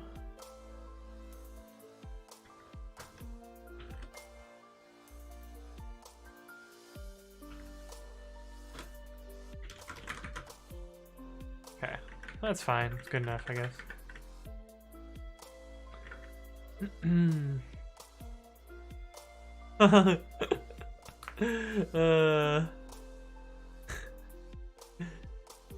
Swift is like Kotlin. Is that really what this link is? Well, I don't know Swift all that well, but I did Swift yesterday. Huh. This cheat sheet is good. Actually, we're gonna do our tab count thing like we did before. So let me get to a point where we only have Kotlin related tabs. Oh, that last one was Kotlin. As is that one. As is that one. Okay. We're starting our tab count game. Got 6 tabs already. We're good. Somebody says, wow, Rust is so fast. I rewrote it to Rust and tried the original brute force solution. It'll get to the answer in only 231 days. That's it's not bad. Pretty decent.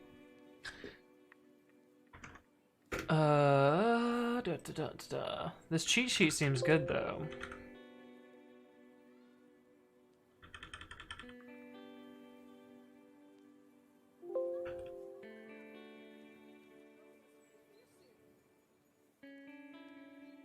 Dot count is the size.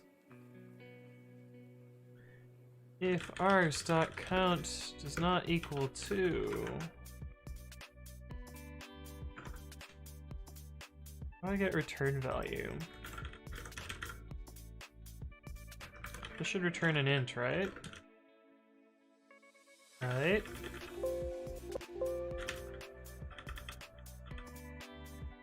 There's literally no ints to capital int.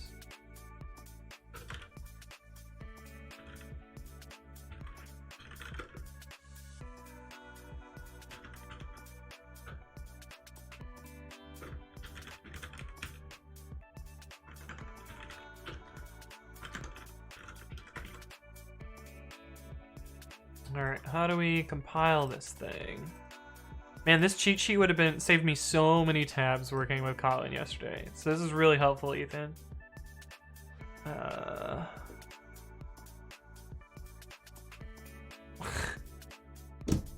I'm trying to copy and paste, not put fucking emojis into... Why is emoji the first suggestion? What the fuck, Chrome? In what fucking world?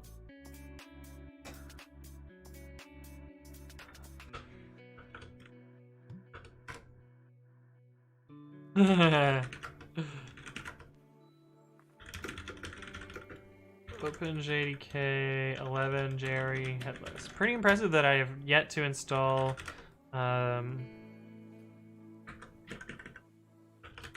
any sort of Java.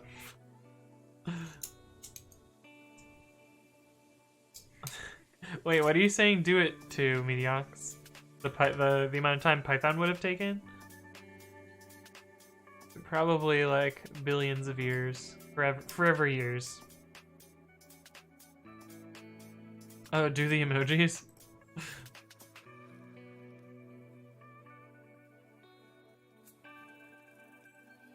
Face with tears of joy.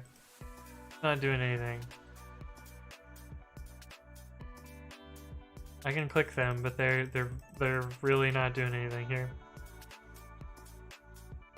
It's kind of weird. But we gotta install Java. We'll take some time with that. Yeah, damn it, right? Yeah, there were a lot of things that I really liked about Kotlin, like the nullability checks were good. The default classes were pretty nice. I don't remember what they're like, but I do remember it being pretty nice. But it's been a while. Done.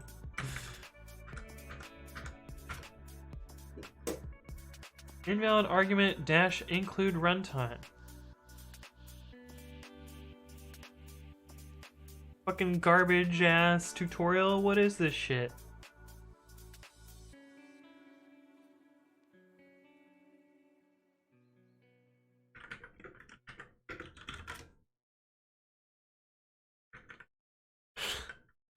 I can't ask for help if I have an invalid argument. Great.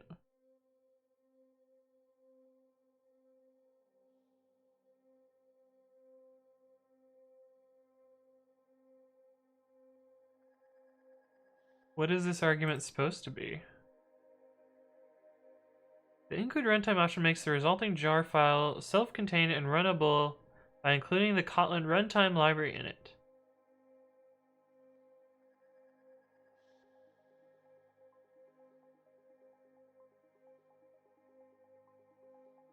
Love when directions are broken.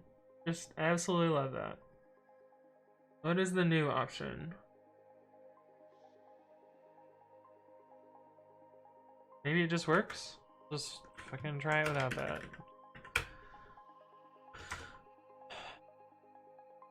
Everything's broken. What is this supposed to be?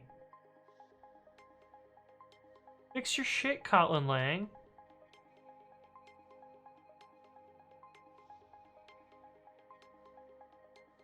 What version do I have is a good question.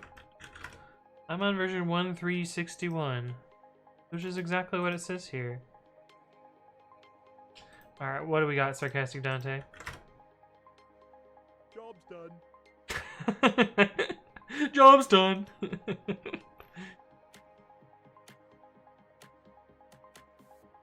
No.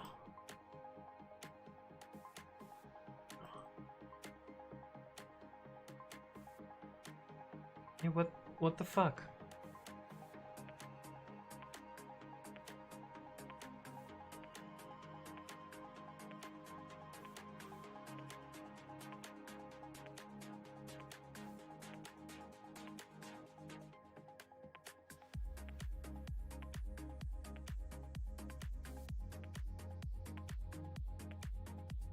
What happens if I just do this?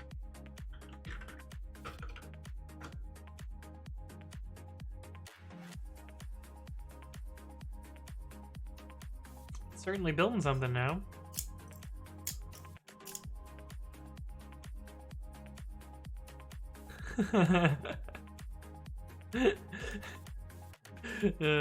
Mediac says, "Be not that kind of orc." That's it. I'm dead.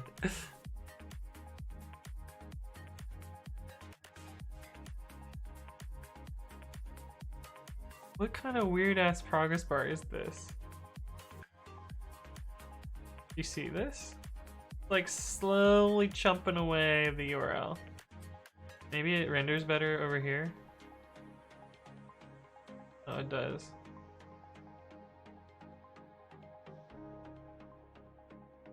Progress is being made, yeah. Well, Kotlin is cheating on that initial download size. We're probably gonna get close to the Swift size now that we're adding 0.5 GB to our outputs. Probably more after it unzips.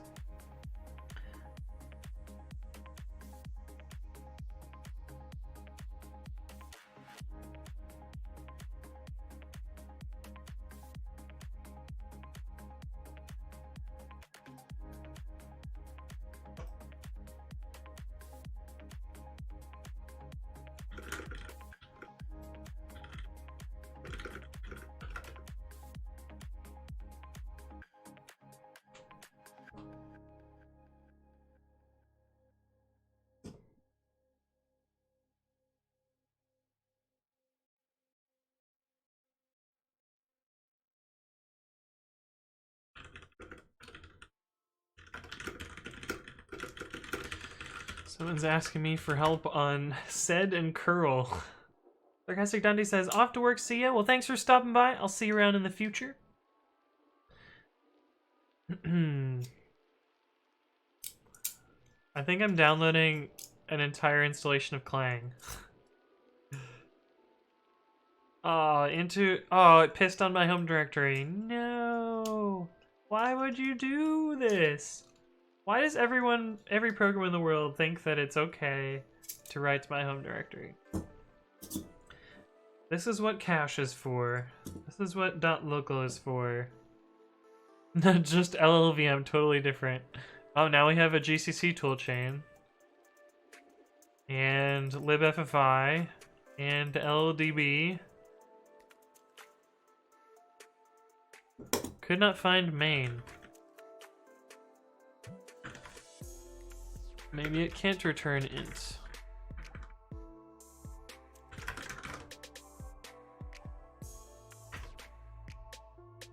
Why are you blinking at me, phone? What are you mad about? Oh, it's just Discord sucks.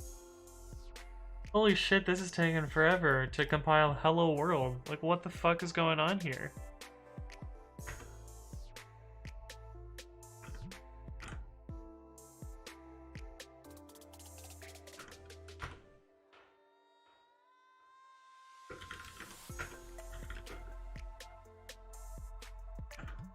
Okay, so that answers that.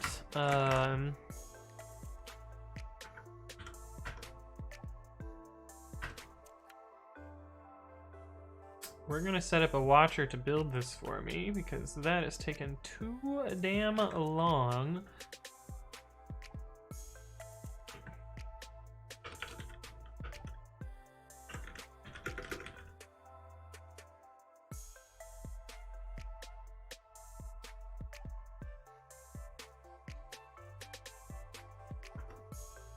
So now if I edit this file,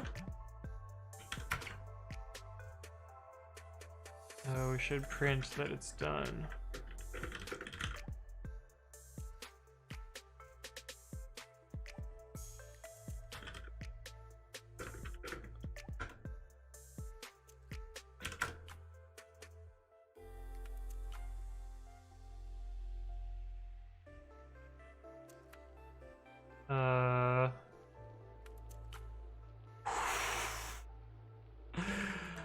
That's so slow.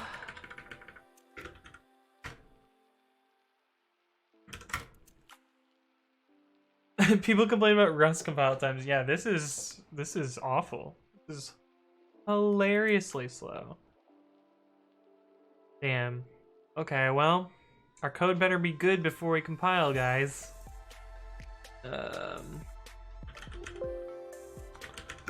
Exit program kotlin. Gotta exit on errors.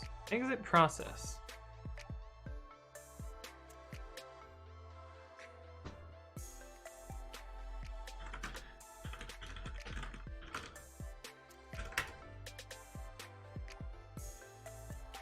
Unresolved reference, so we gotta import something.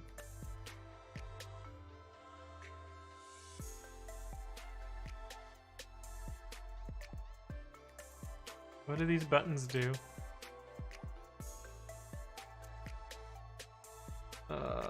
Kotlin.system. How do I import stuff again? I'm gonna save a tab. That's what I'm doing here. Since I have some Kotlin code here.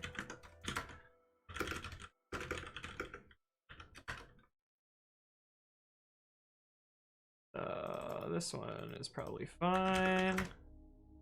Import. Okay.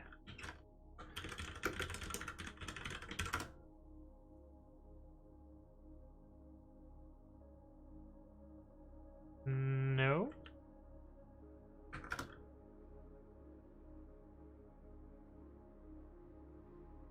How the fuck?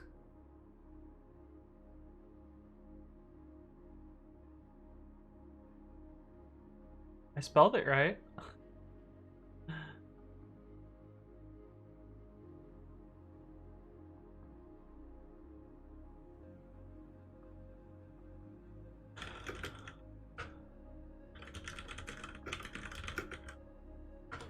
Find an example.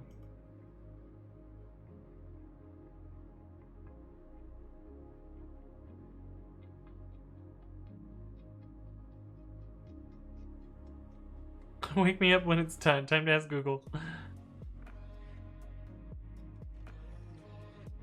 Am I missing the Kotlin standard library? Like, what the hell?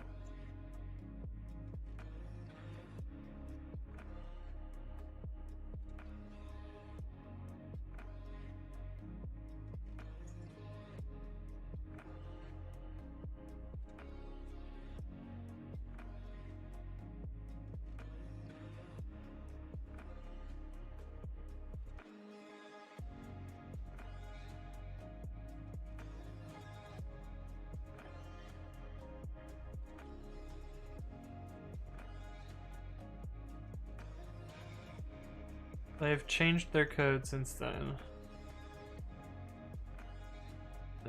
history. Refinement. Refinement.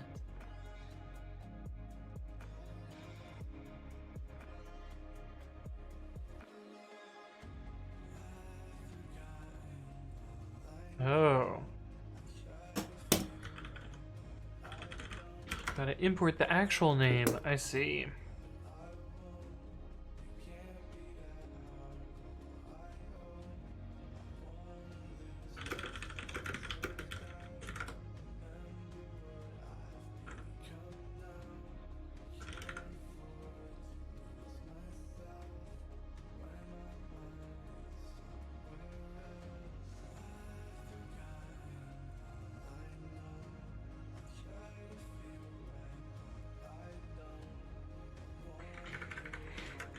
Not doing that then.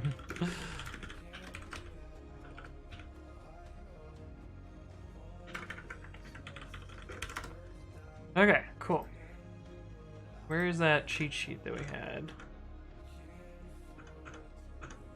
There we go. We don't have file IO here. We need a file Kotlin. Let's see how many tabs we're up to. We're only up to 16 tabs. That's not so bad.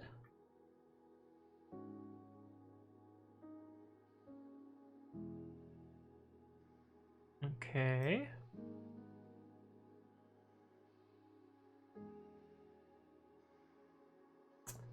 We're gonna move the cheat sheet to the end. I think that's useful. Need to reach 50 more to reach Swift's level. It's true. I think we're getting pretty good on this thing. This tab doesn't count. It's a link in chat. Slow compilation time. When compiling even Hello World, I expect it to be fast, but it's really slow.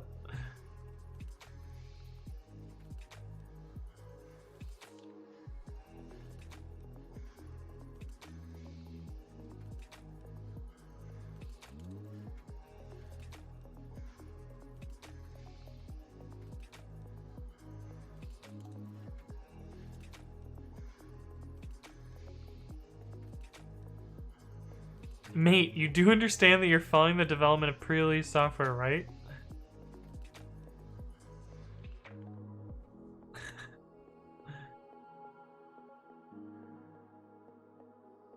I mean, it's 2019 now, so I think it's no longer acceptable.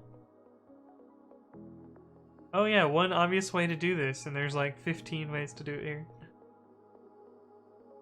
Read file line by line using... Oh, I see. I assume that they're just gonna assume that we have file args0 dot for each line. Unresolved reference file. That was not what I expected.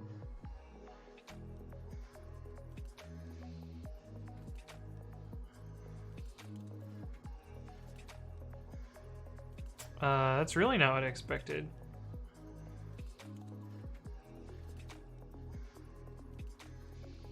How old is this? This is May of this year.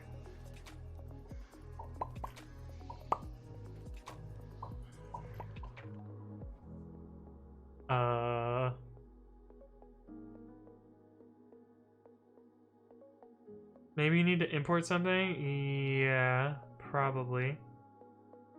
Unresolved reference it Kotlin.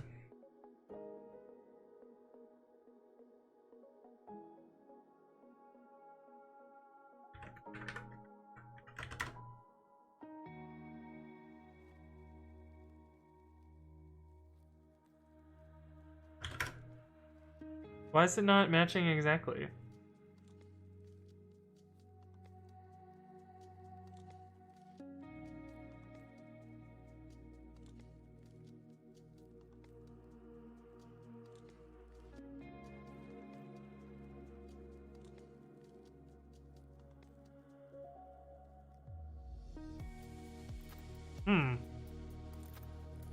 What?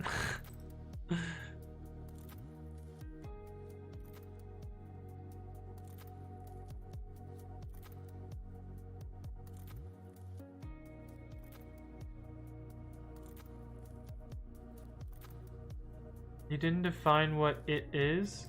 I think it's supposed to be an automatic iterator, if I remember right.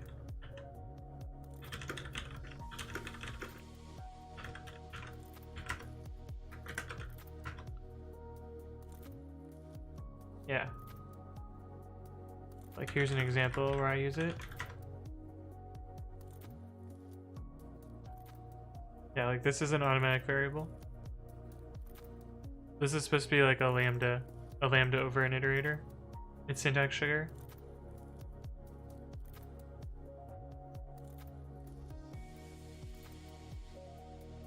So the syntax sugar is not working here.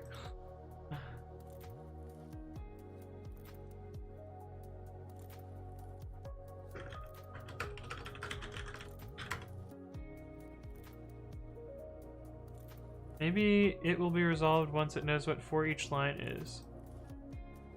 Yeah. Maybe I have to import java.io.file.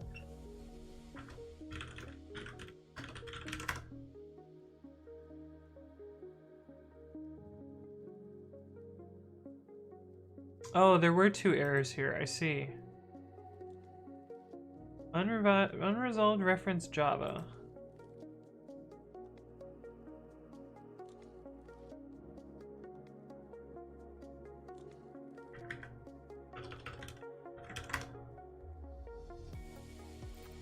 Fucking A. This is gonna suck. Cause I don't know how to import these things.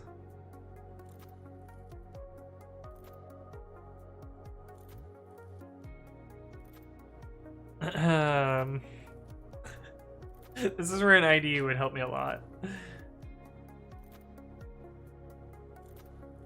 Like, shouldn't it be java.io?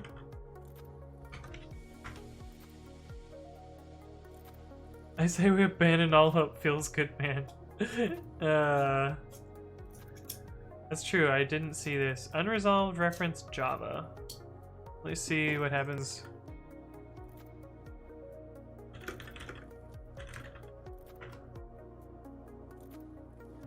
Oh, we have Java there.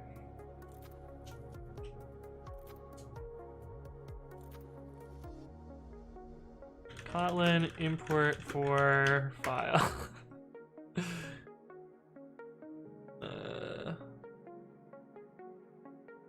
None of these show the imports at the top, which is, oh, here we go.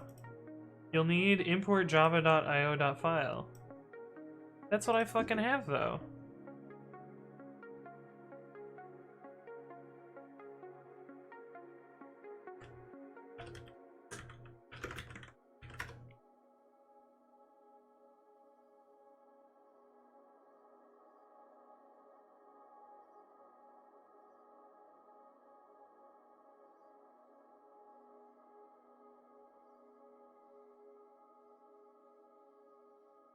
Kotlin JavaScript? What the fuck is that?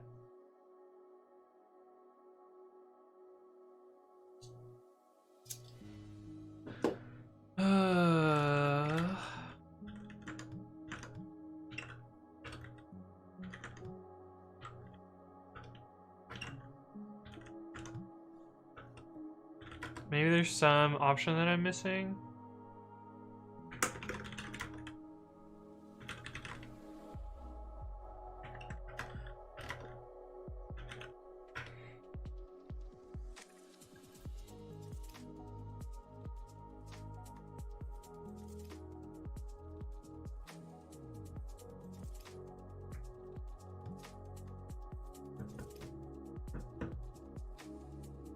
Kotlin C native, maybe that's the problem?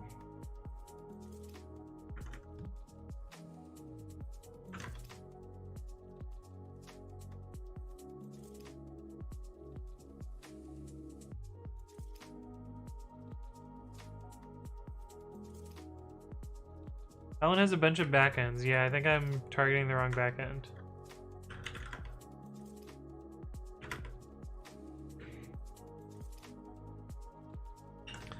Kotlin, compiler, target, Java. I don't want to use Maven.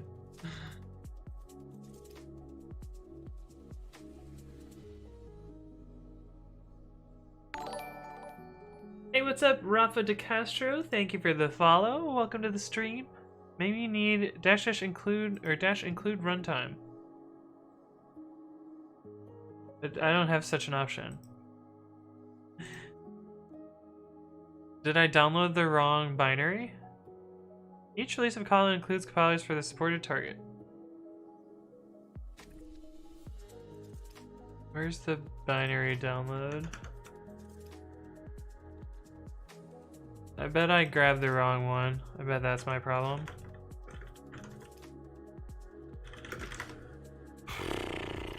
Let's try this one.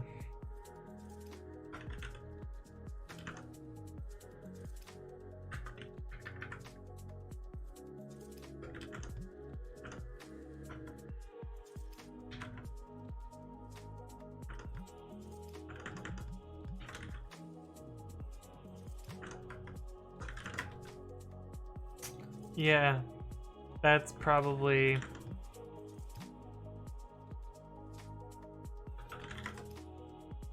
Oh, that one's nice and slow. I bet this one's Java. Yeah, JDK, Java. Fuck.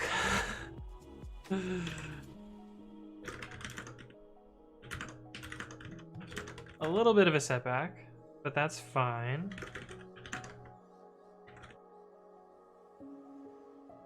LS Kotlin.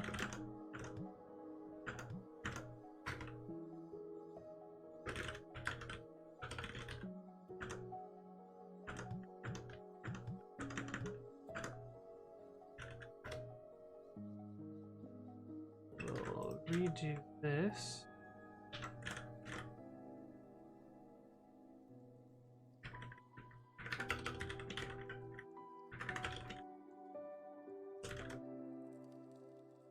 Yeah, those command line arguments should have been the dead giveaway there, I guess.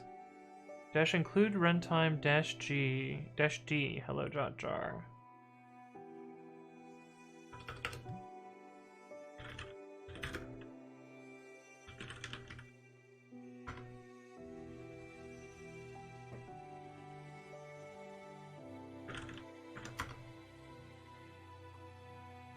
Oh, we don't have our nice little bash program.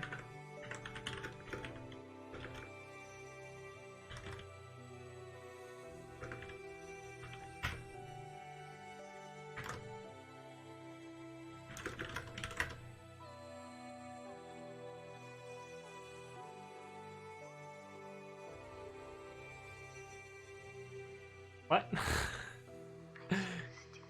Why did it open an interpreter? That is not what I asked for. Oh, I didn't give it a file name. Okay, that makes sense.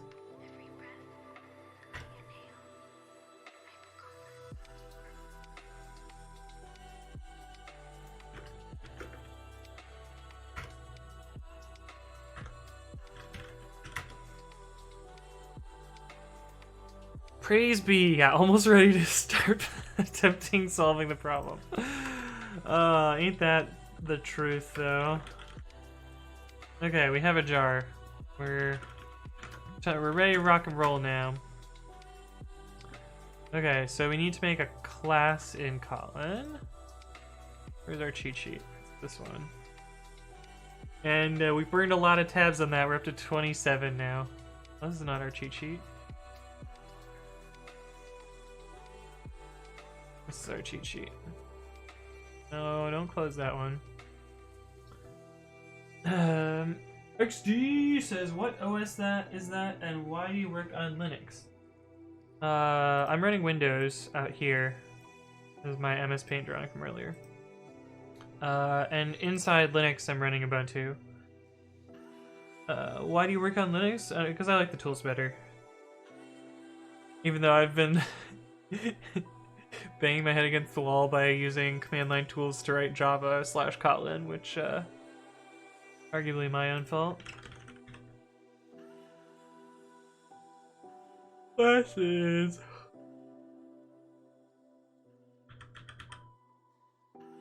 I'm not subclassing, we're not doing that.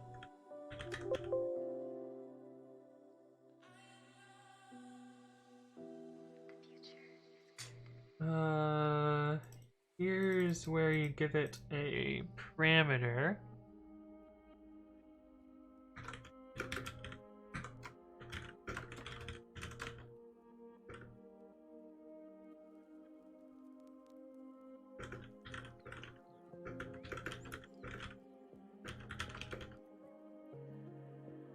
I think you can just do that, trivial class, right?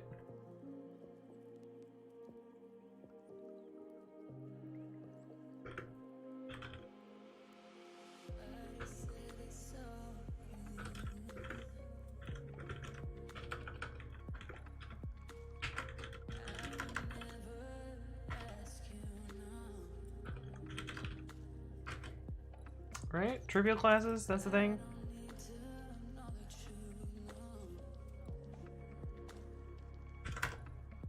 Do what the compiler says. Warning, vel is never used. Why did it not warn about pause? Oh, because I forgot to put val here.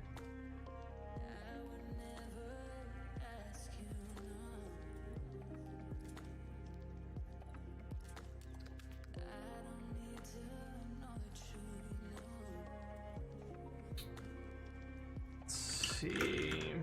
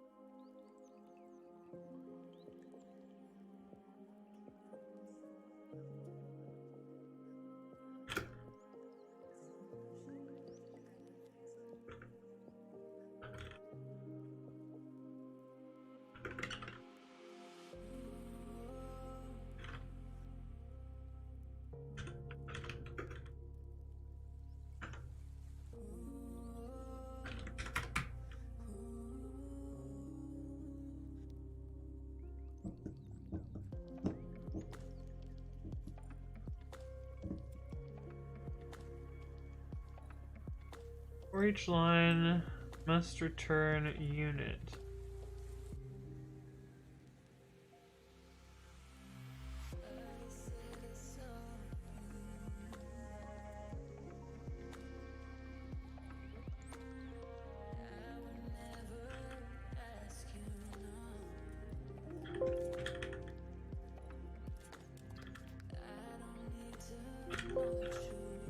It's not append, it's not add.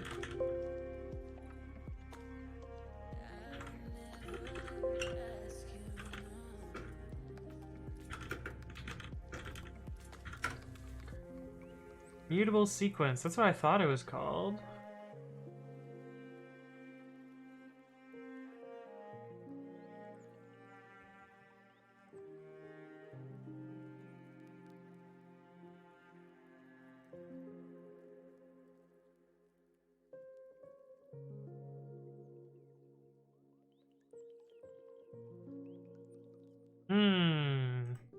Oh, we're not allowed to close tabs, that's right.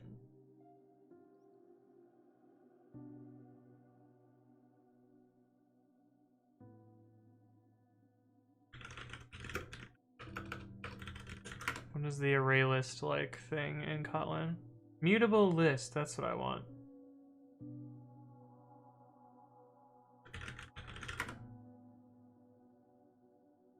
Supposed to open that in a new tab.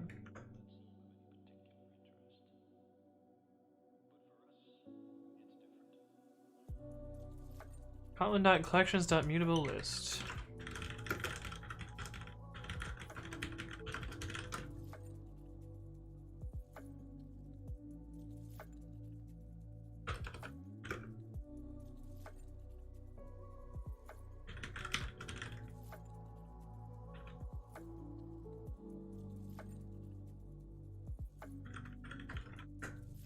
This seems wrong, but fine. Class method, kotlin. Alright, companion objects.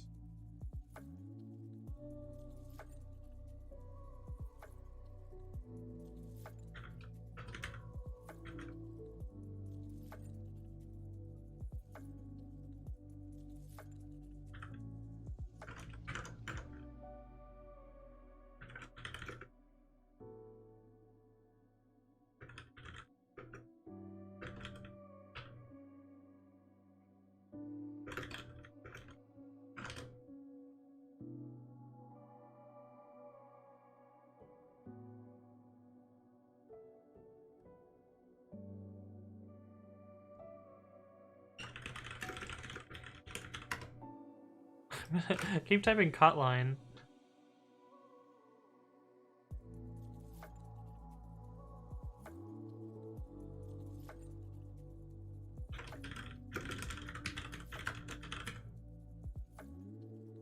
I promise, once we get past parsing, this problem will be easy.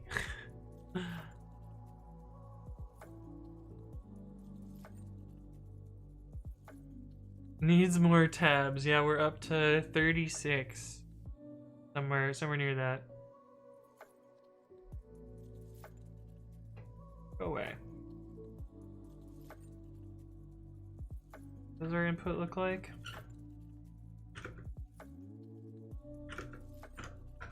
Just need 30 more then, yeah.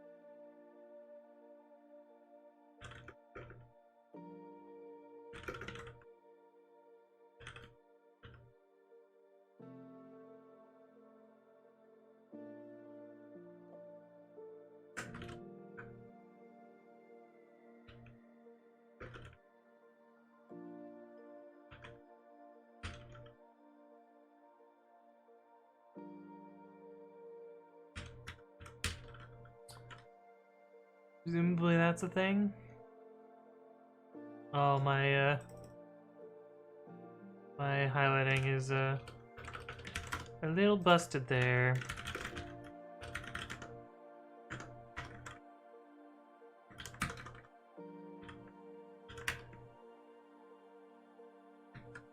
Fixed.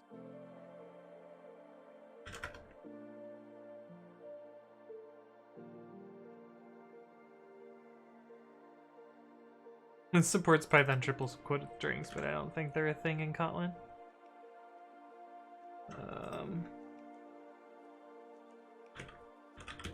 Reg dot match entire s.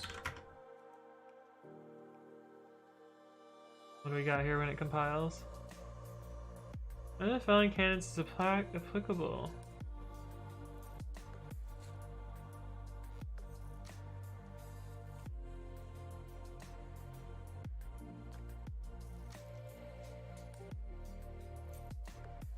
Because of the receiver. Oh, we got a bunch of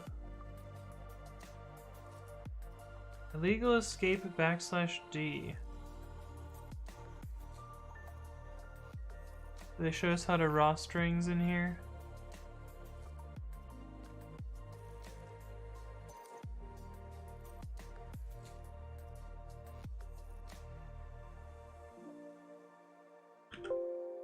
Well, we can just do 0 through 9. I know that's not an illegal escape.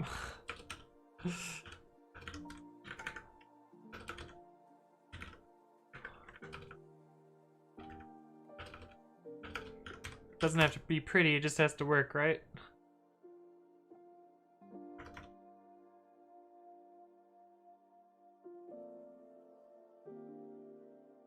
Detected an element.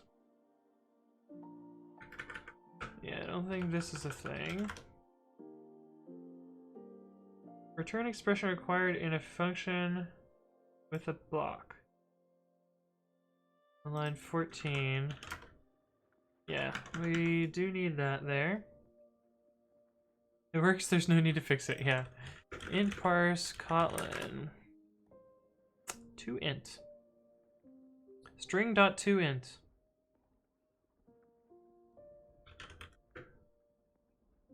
Return moon vector parsed regex group thing.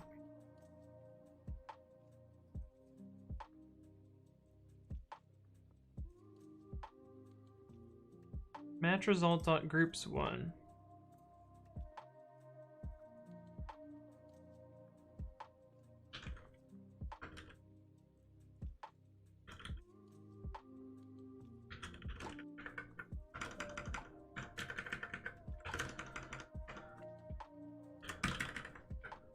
Alright, no trailing commas in Kotlin.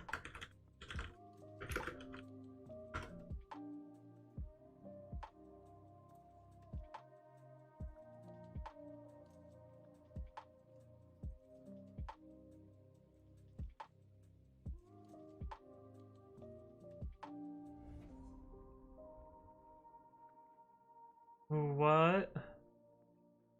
Oh, nullable. Only safe or non-null assertion calls are allowed on a nullable thing.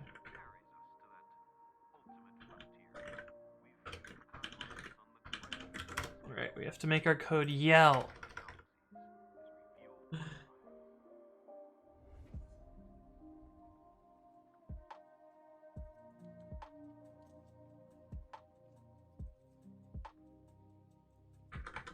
Parse can be null also.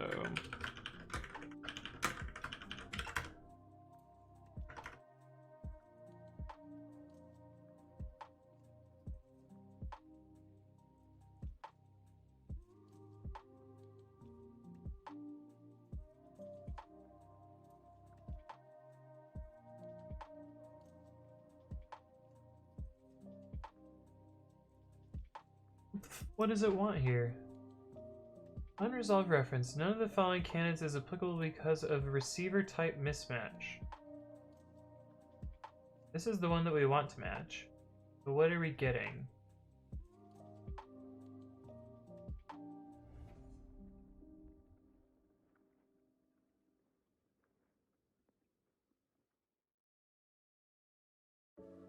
No clue, yeah.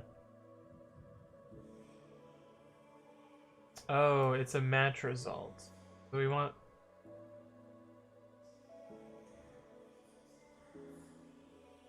I think we want .group values 0 instead of .groups.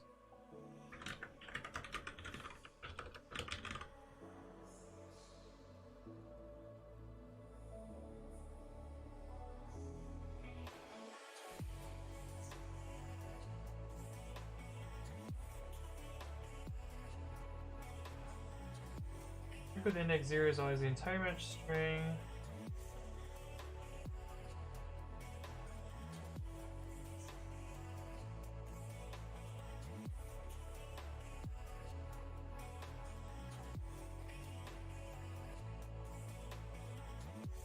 Yeah, this is weird to me, because if group 0 is part of group values, then how would this be true?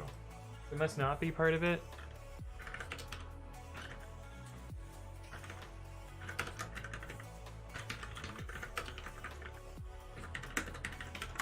See what that does.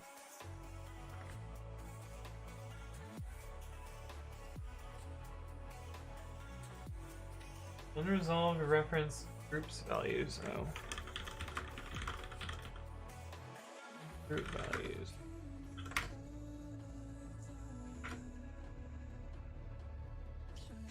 No value passed for parameter size and init. See if we used a mutable list somewhere. I know we used mutable set. Here we go. Here's one. Oh, equals array list.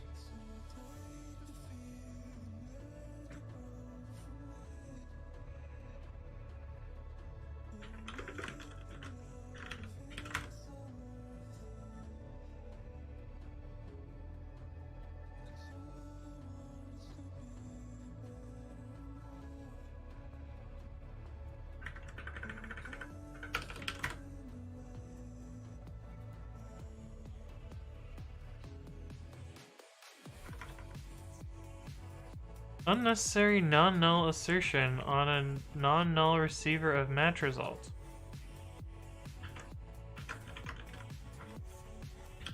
How are you not? No. What the fuck?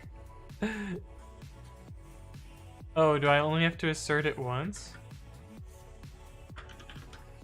What if I do that? Is that sufficient to assert it once? Oh shit, it compiled! Weird.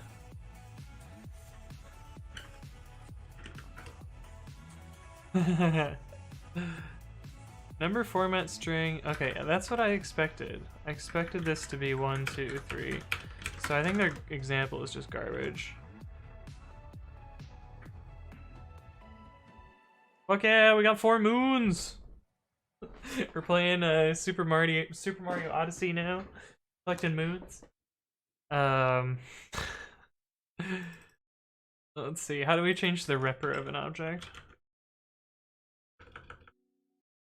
Printed representation of object kotlin. I guess to string.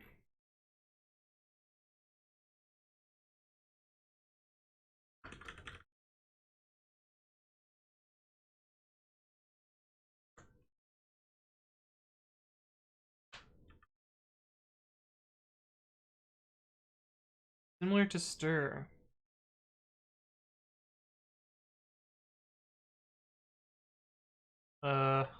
Similar, but not at all the same.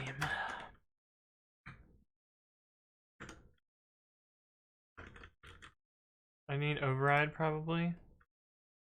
Override fun.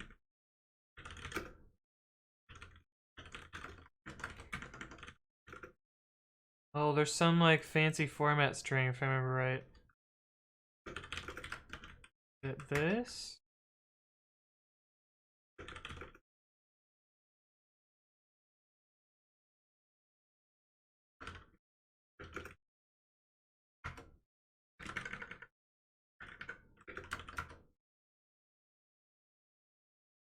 It's just bling strings, I guess.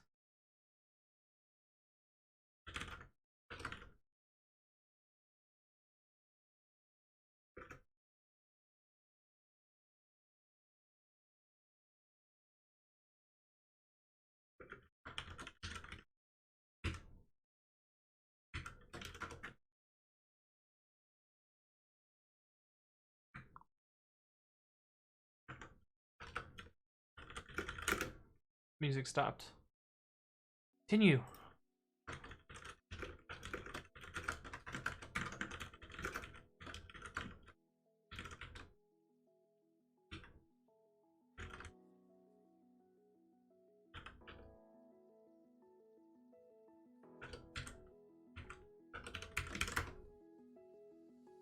Rip music. Yeah, we'll bring it back though.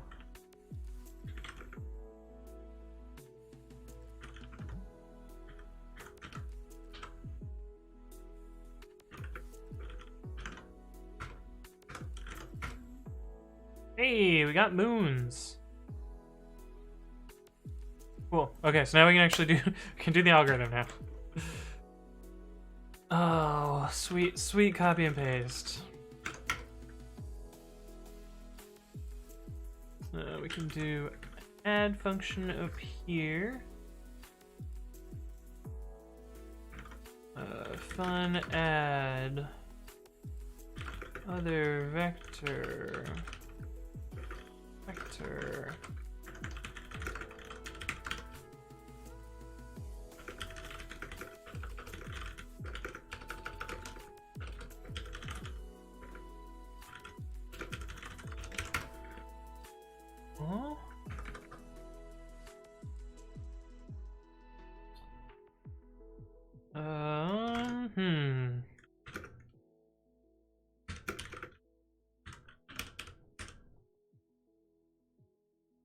Actually, that would be in our cheat sheet, right? Surely.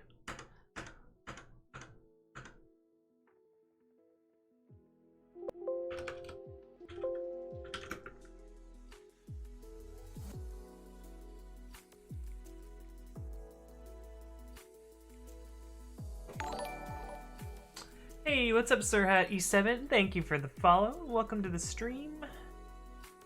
Oh, looks like I want to use 1,1,000 to do it 1,000 times. And with some parens.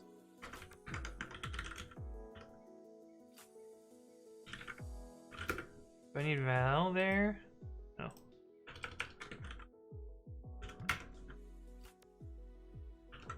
Hey, how's your evening / whatever time of the day it is for you? How's that going? Rockpile? Yourself like a noob.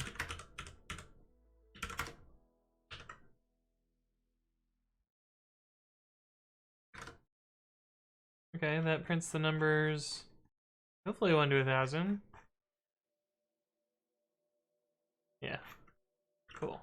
1,000 iterations. Nice. Or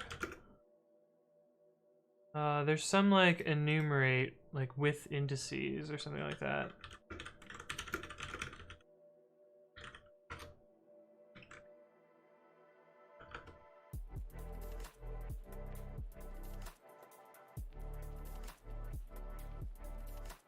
No.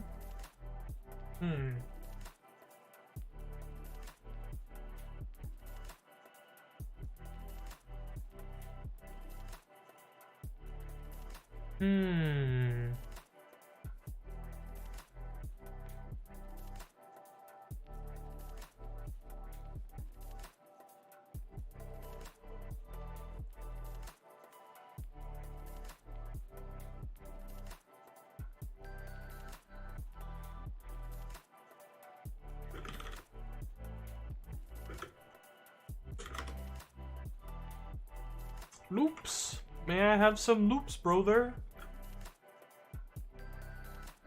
Oh. This is what I probably want to do.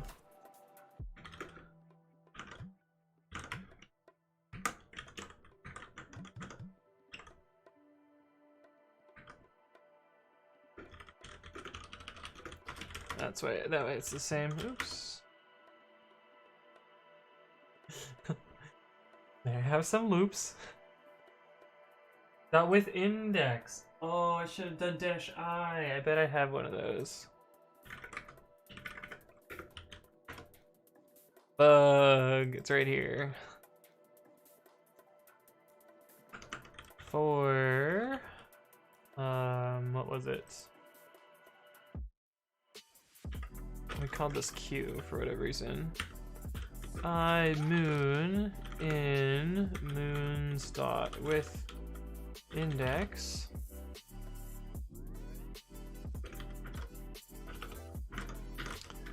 Okay.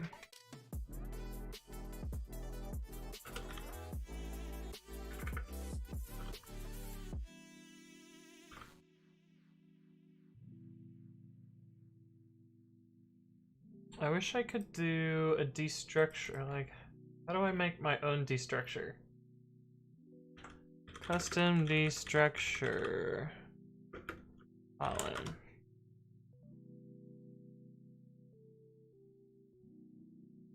The destructuring declaration is compiled down to the following code.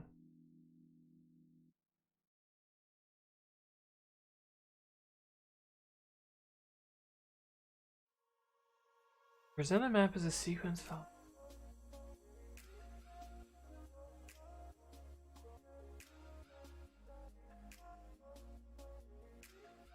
It doesn't help me make my own destructure, although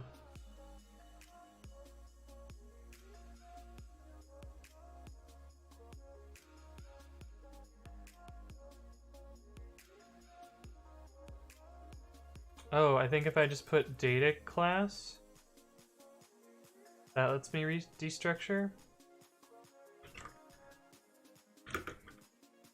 That didn't get highlighted. I'm immediately suspicious.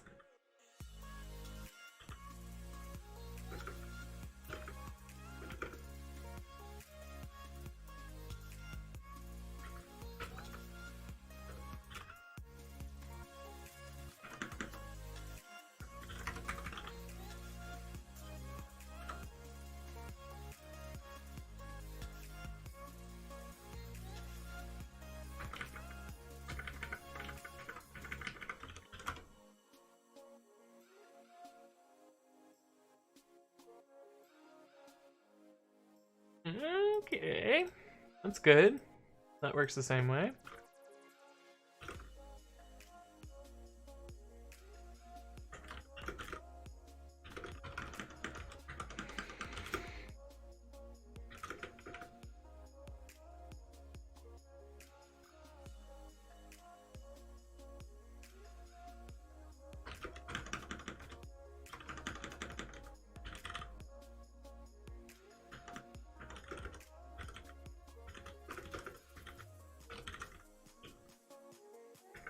Let me just replicate this logic here.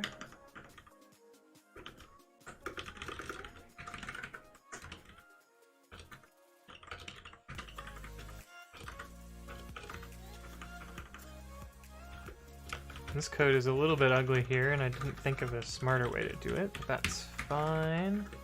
Do that one more time.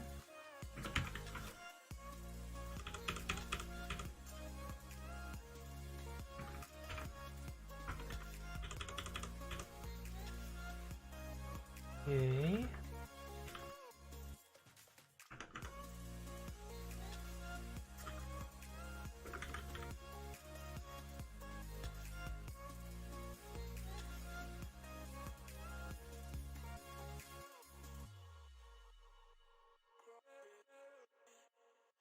No, we replaced this twice.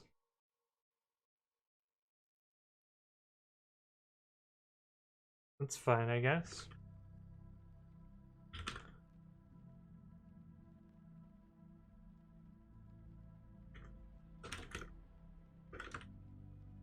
A little bit of unnecessary copy didn't hurt anybody, I guess.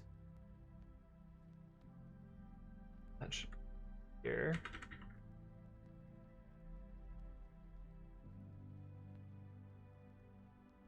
Where does this bracket match up with?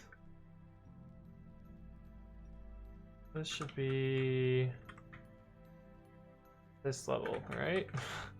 I need a ruler. Why is it so much easier to see where it is in Python? That's so strange to me.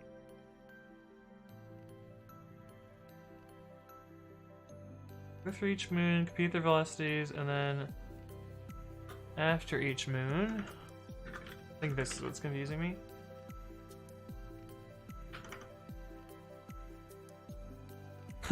Maniac says, I think. Yeah.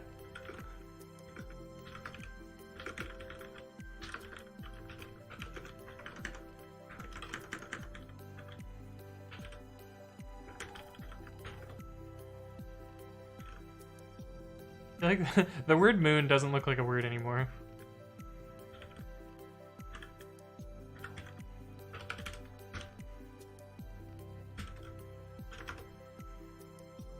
What do compilers say here? It's no longer mad. Alright. Got a sum at the end. Kotlin sum.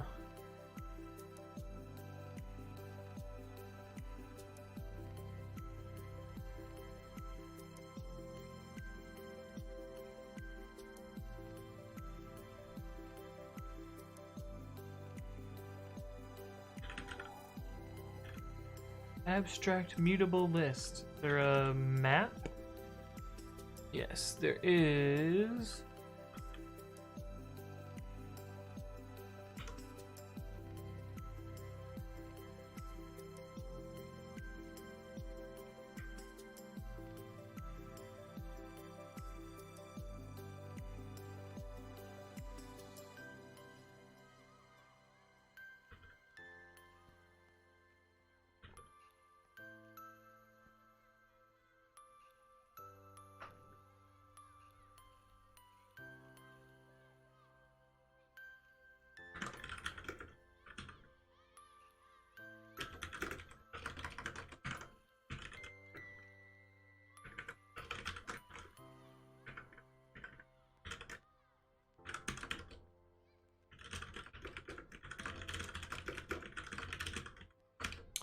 Surely that will compile, right?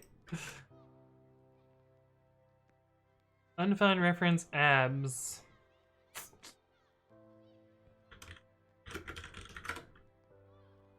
Absolute value.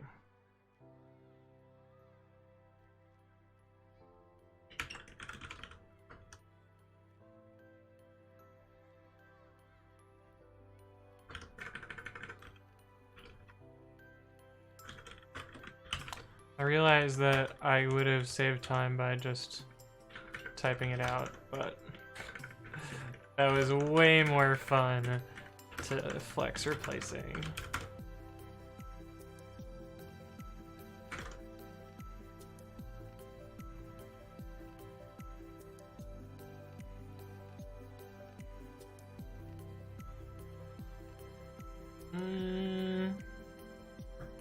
Is it not a function?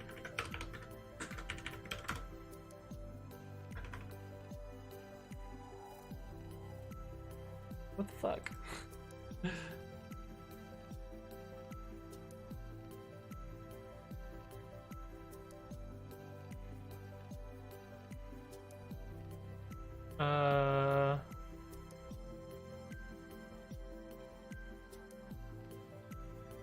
I spelled it right. He also abs.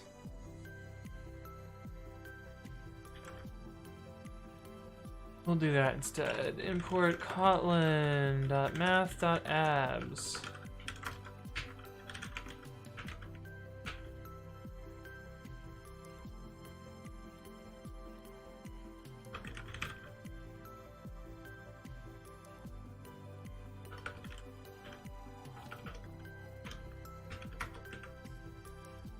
Back to the original thing. Import all the things! Yeah, feels like it sometimes. Please, compiler, tell me I am right. Expected an expression. We have an F here.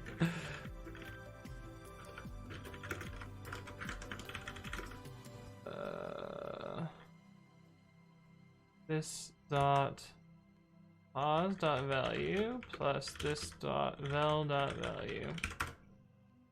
I know there's a way to make getters in Kotlin, but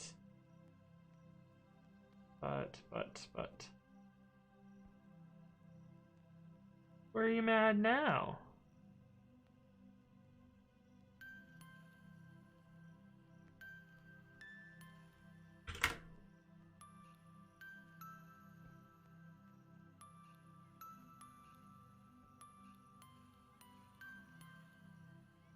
Why does it still think I have absolute value in here?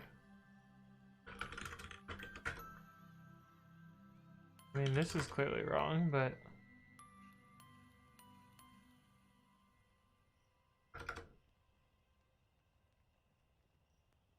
Oh, okay.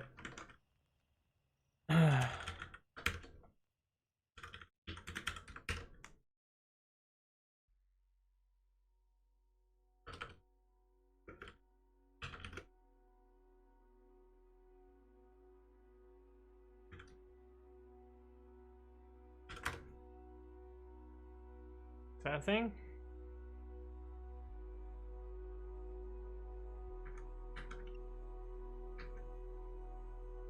That number's way too big, right?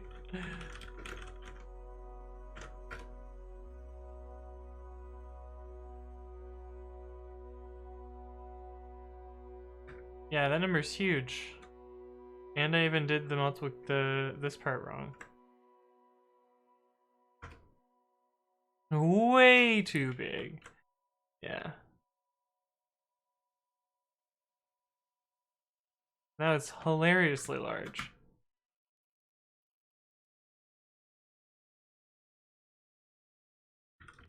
Let's see if we get the right moons at least.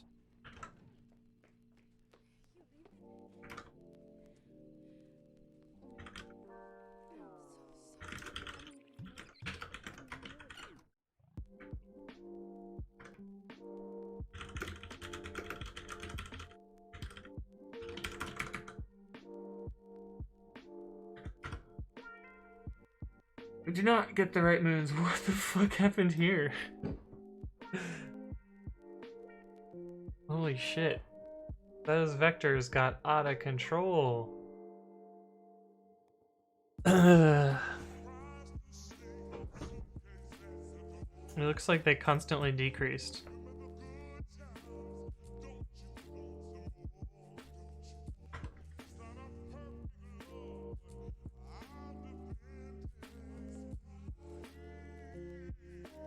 Oh, that's Python one.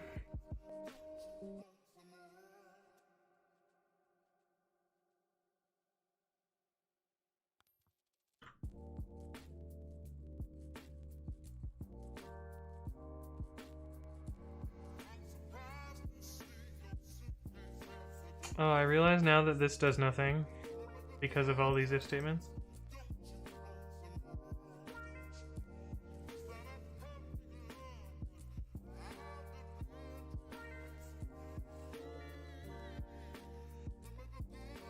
I am slightly confused. What is going on?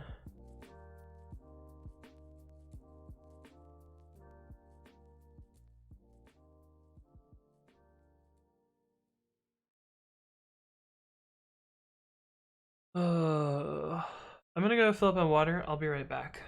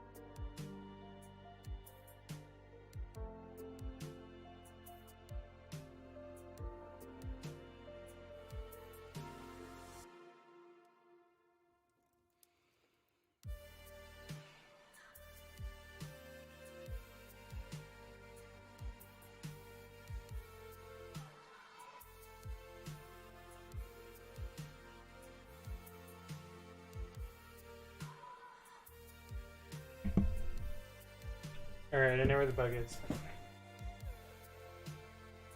I zenned a little bit, and I'm gonna show you exactly where the bug is. It's right here.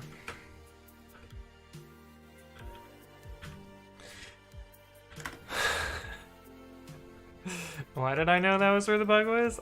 No idea. Just like had a little moment of zen, and oh no, I'm dropping all my frames.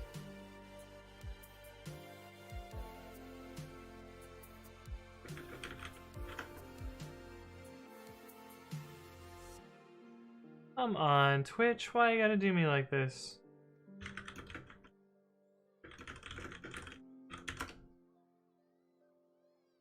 Are we back?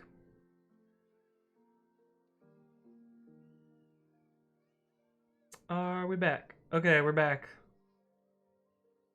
Now I look much less like a genius.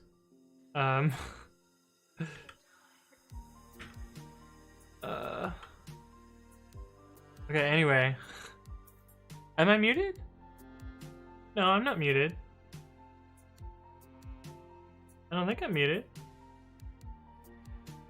I did unmute, so I'm seeing it in my audio. Twitch must have muted you then. That was weird. I don't know why I disconnected. I didn't disconnect. I didn't stop streaming. It just derped. Anyway, while I was away getting water, I had a brief moment of clarity in which I realized where my bug was. I had this as my moon construction, which was not changing the position, it was always just changing the velocity. But what I wanted was this, where I keep the velocity the same and I change the position.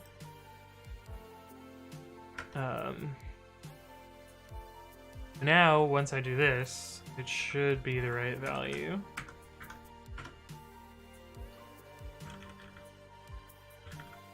And we do get the right values. That's good. That's part one. So I did the reverse, yeah. I was always changing the what am I trying to say? I was always changing the velocity. Okay, so that wasn't so bad. Get commit dash m implement day 12 part 1 in Kotlin. Yo, what's up, Peaky Dicers? How's it going, friend? It's a nice squid there. Nice squid you've got there. Doesn't show up in my chat bot overlay, but I did improve this. So before it was completely unreadable, but now like you can kind of see what's going on here. But yeah, hello friend. Okay, so that's part one. Cool. I actually like this better than my Python solution, at least these parts here. Seems nice to have these little functions, but also I really like this data class thing. Now granted, name tuples in Python do the same thing, but like that was like some chef kiss there. I really like that. I'm liking Kotlin, although I've written some of it before. So okay, now we're on to doing part 2.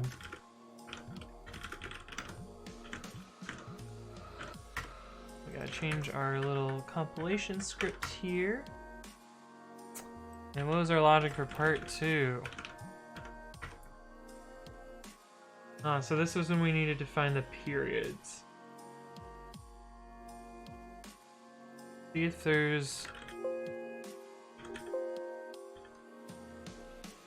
See if Kotlin has a built-in GCD. It does not. So we'll steal one from Rosetta Code.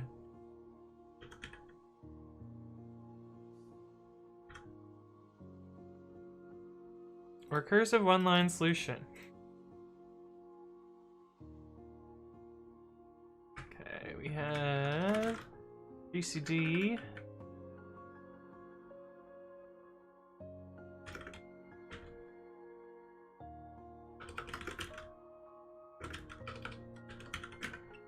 We have our LCM function.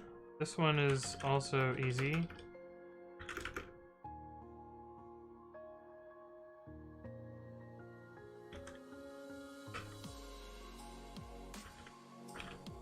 Is there integer divide in Kotlin? I guess we can put / and find out. I think that's a comment though. So it'll compile but be wrong.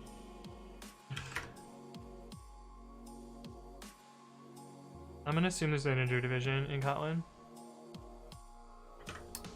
LCM, and then we have axis. Oh, we're not gonna be able to do the same clever bits that we did in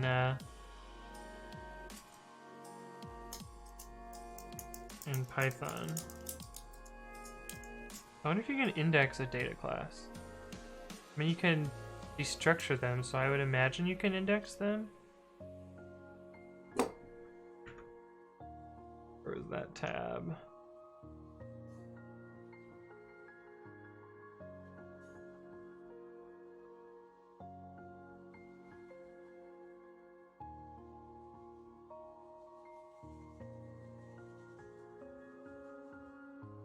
We'll burn a tab on figuring out how data classes work. Data classes.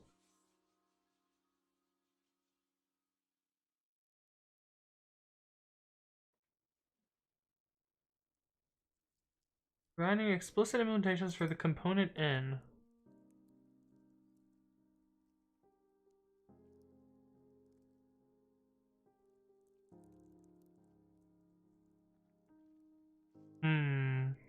Seems probably not. See what this said.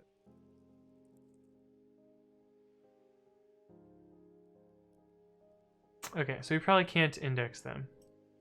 That's fine, I guess.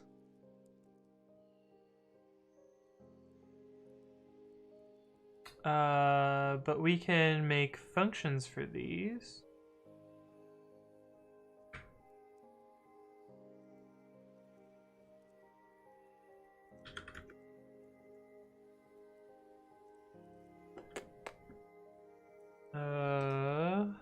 Want the tuple type?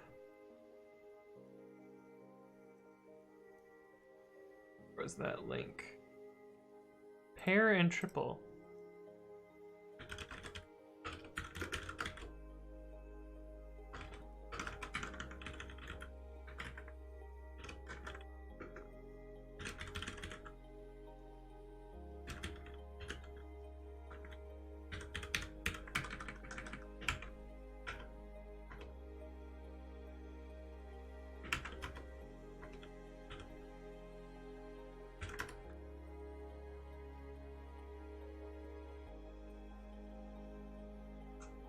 I wonder if lists have equality.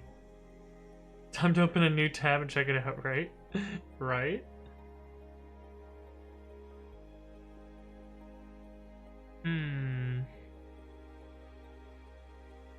Yeah, I won't be able to use this same trick here.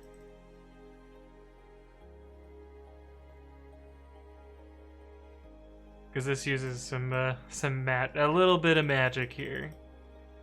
Probably a good pointer that it's too magical. I mean, get at her is always kind of a bad idea. It did make the code short, though.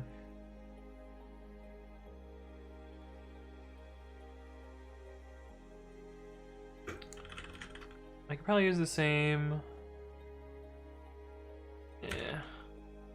We'll use the gross solution I had before. There.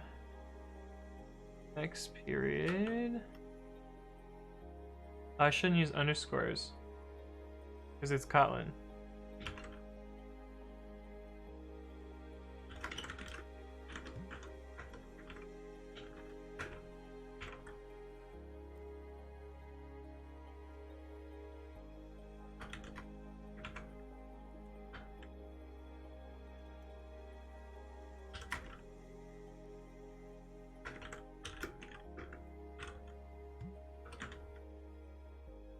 Let me make sure that still compiles.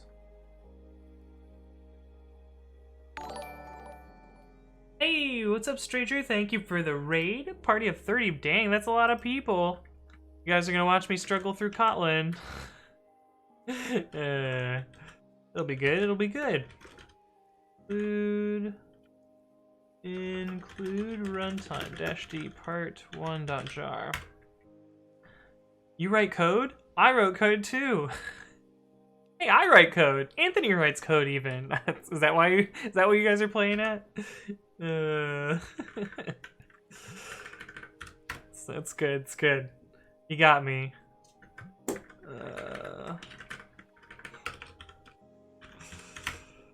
Right now I'm trying to write code, but we'll see. We'll see. Java-jar part1.jar input.text. Okay, cool. That one's still good.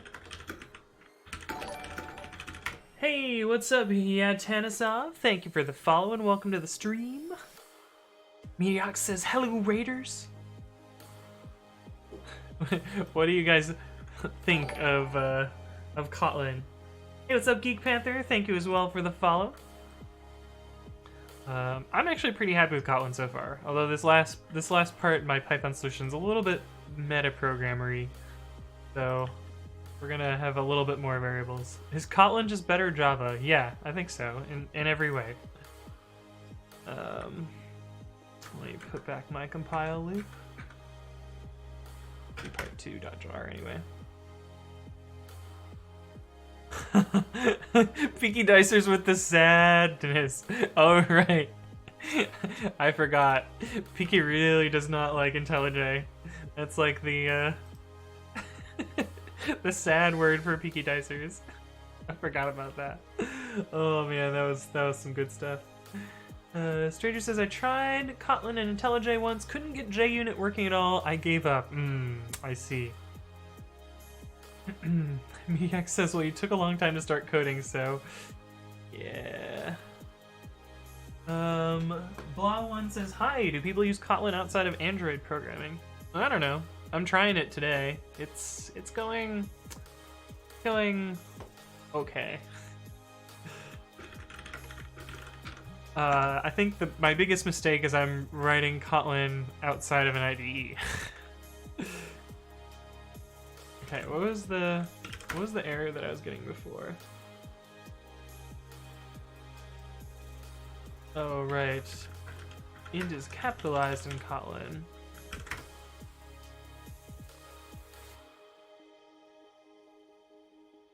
Type mismatch. The inferred type is int, but pair int was expected. What happens if I...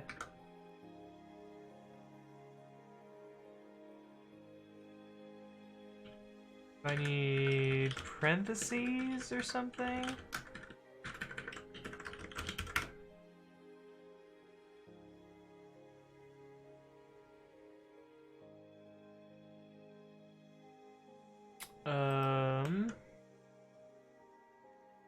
Was this on the cheat sheet? Where is my cheat sheet? Actually, let's look at destructuring.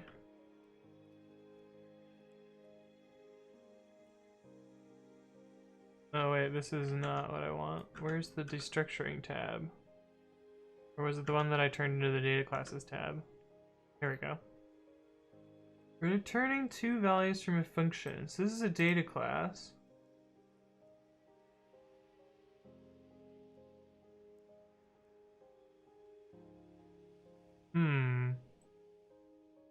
How do I construct a pair is what I want to know. Or was I just getting unresolved pair and that was the problem?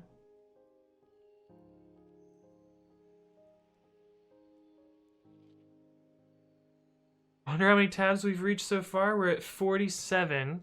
How many did Kotlin, or how many did Swift get up to? Was it like 60 something? 66. Okay, so we've got a fair whack of tabs to get away with. The multiple return values, Kotlin. Tabs, the number of tabs in Chrome. Do you see all of my terrible tabs in Chrome here? We've got yeah, like 40, 48-ish.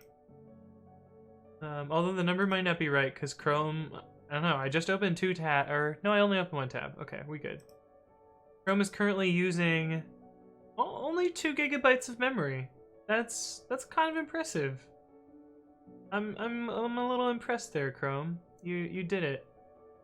You were only hogging 2 gigs of memory.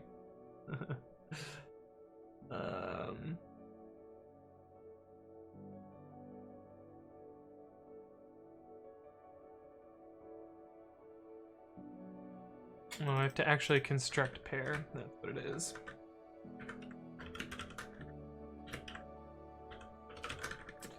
Pair.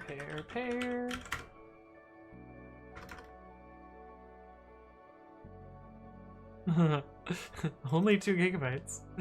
Yeah, Firefox will scroll the tabs. Yeah, I usually use Firefox. I use Chrome while streaming though. My normal browser's over there.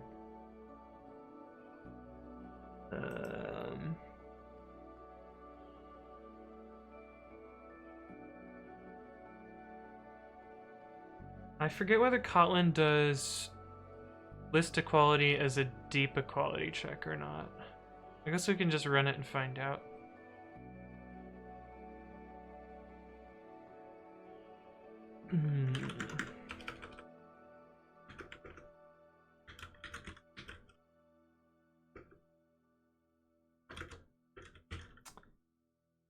it.x's.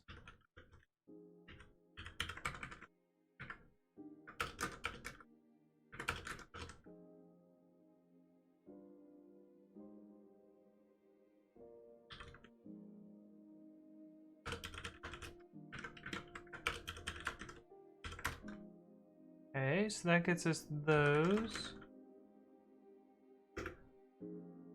Yeah, never used. That makes sense. So we're trying to find the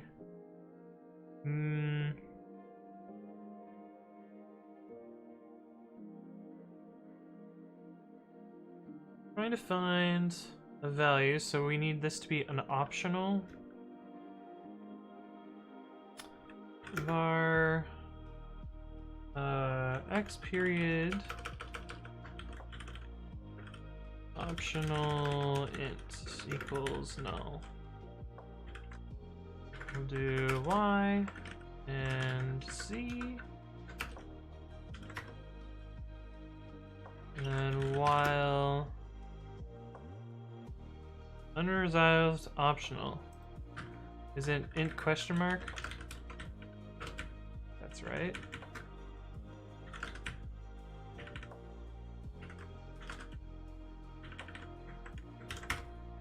When I work in all these programming languages, I always forget what's what.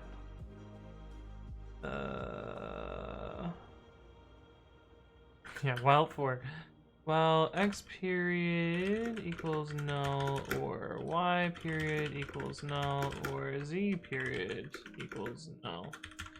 And I need parentheses, and or should be double pipe.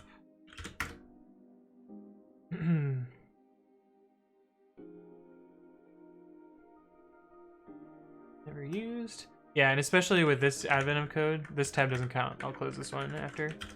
With this advent of code, I'm doing a different programming language every day, and so I've been bouncing around to quite a few. So it's kind of hard to keep everything straight at this point. But that tab's free. So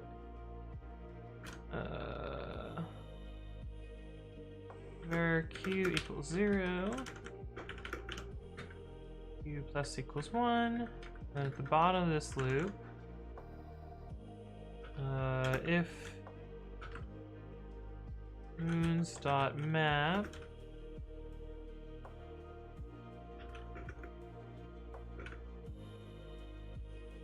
small basic next language. What is small basic?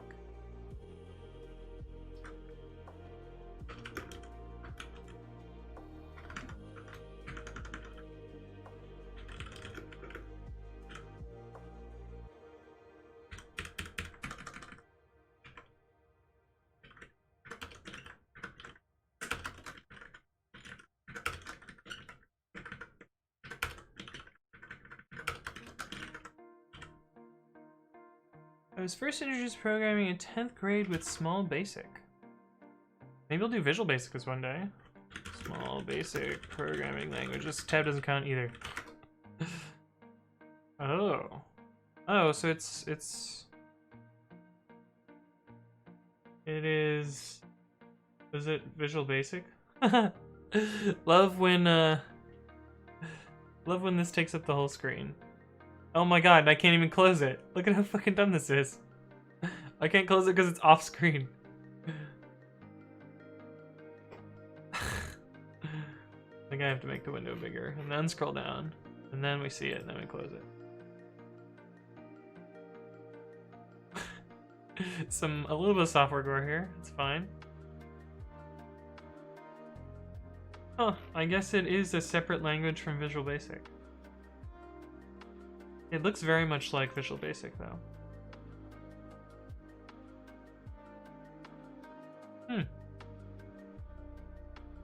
I don't think I'll be able to get it to run on Linux, though.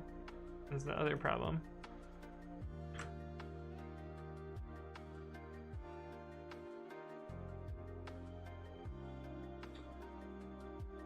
Trader says done 8 today.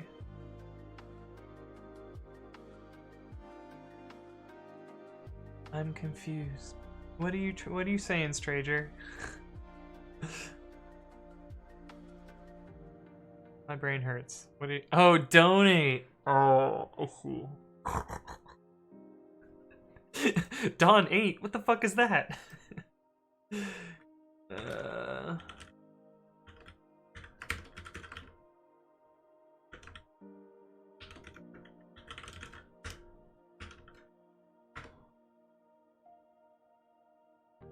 See if it's gonna get mad.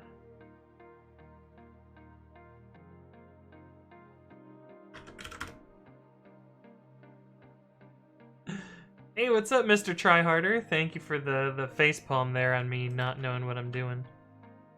Java jar part2.jar.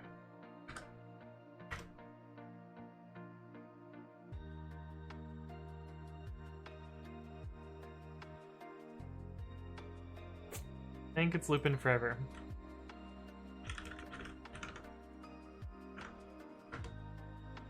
Because this took 12 seconds in Python, and surely Java is faster. So my equality must not be working. Would be my guess.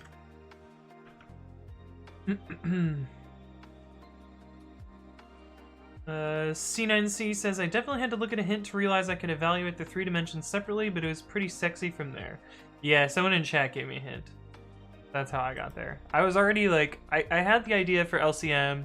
I had the idea of like looking at the periods. Stranger says, are we solving today's puzzle with both Python and Kotlin? Yeah, I'm doing all my primary solutions in Python and then trying out a different programming language every day.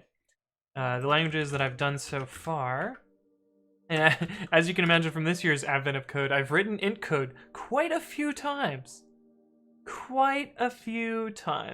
Technically, it's not Java, Mr. Tryharder. I mean, it just targets the JVM. Kotlin is a different language that's less shitty than Java. Okay, so day 1 I did C++, day 2 I did C, but then I ended up re-implementing it in JavaScript and SQLite.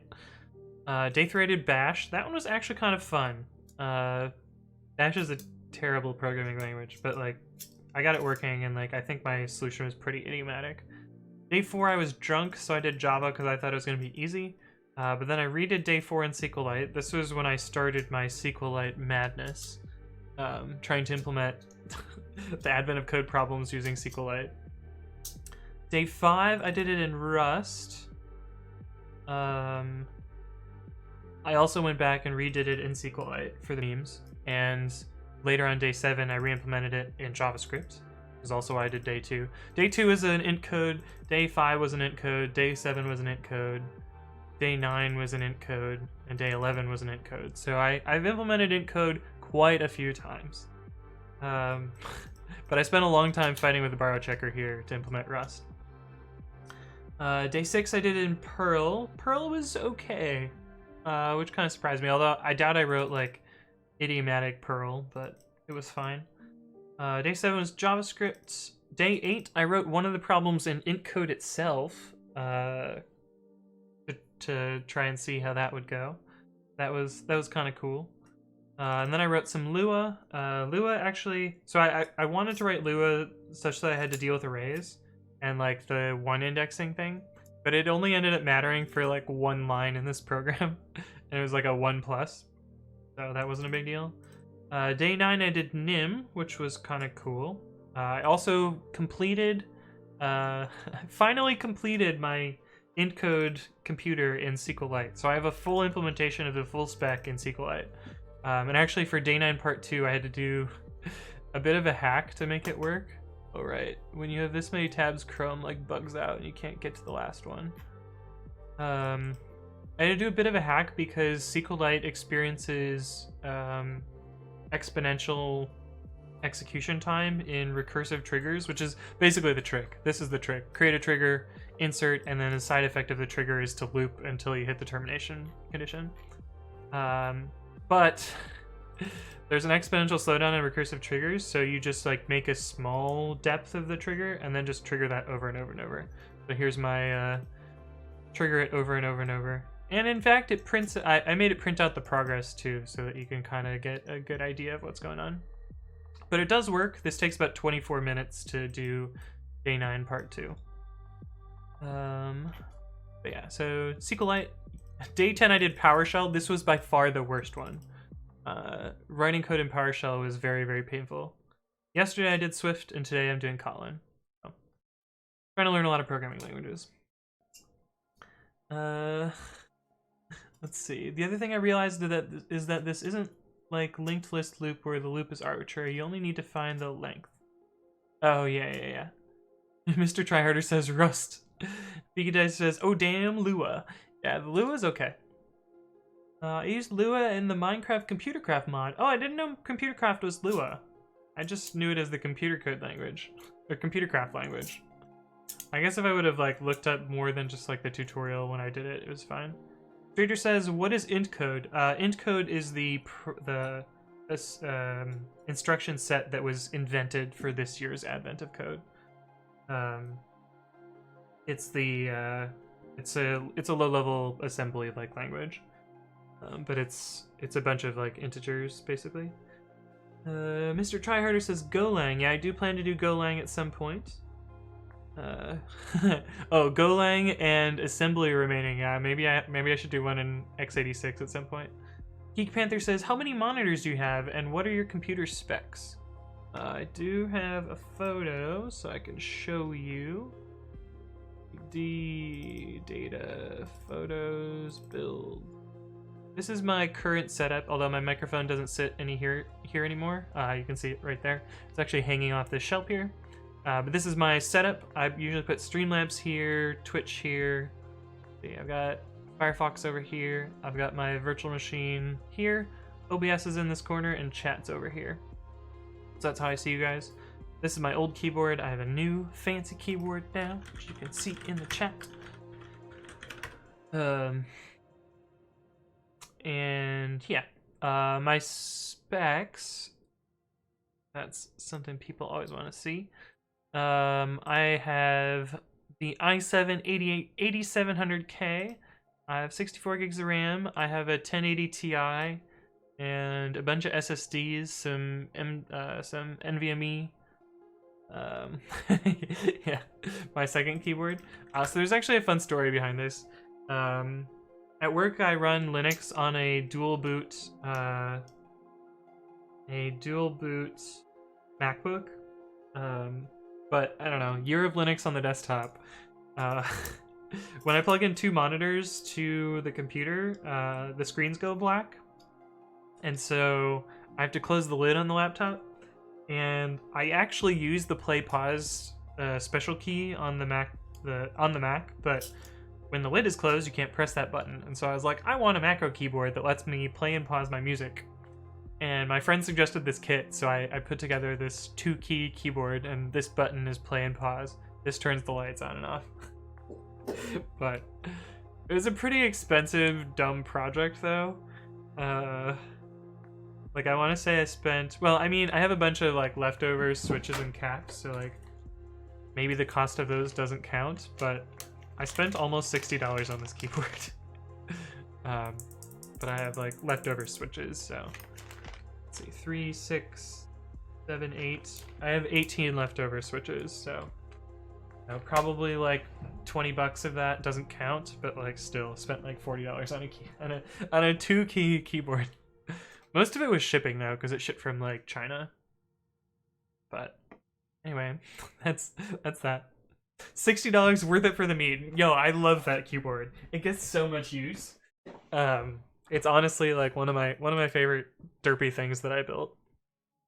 Okay, so this is not working. We need deep list equality Kotlin. Comparing two lists in Kotlin. Java lists implement equals method. Oh, I'm missing equals method in your object. Does that just mean that I need to do this? Maybe? Let's see.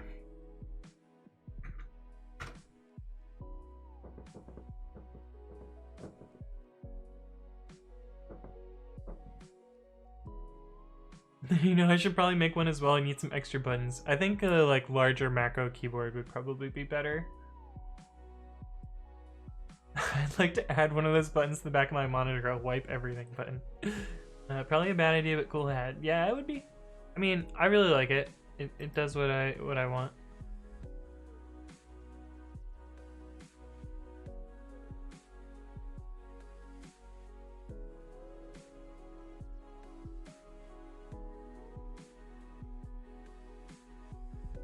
Just FYI, you can call equals equals without any extra work if your custom object is based off of a data class.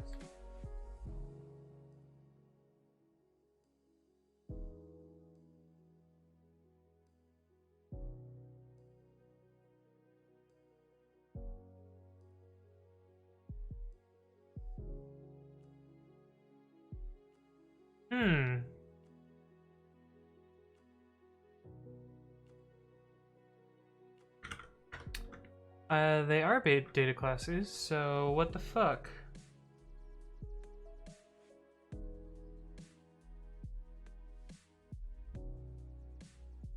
Oh wait, this is not the data classes. These are the heirs.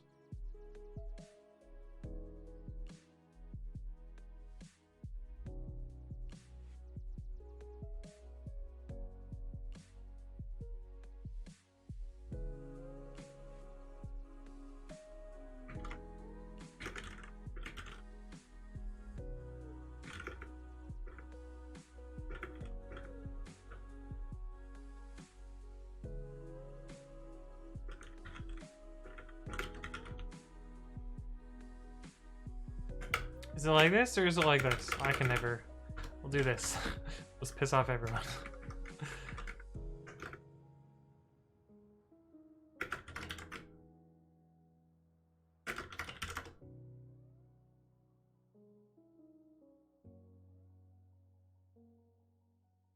Okay, let's see if that works now. Now they should all be data classes.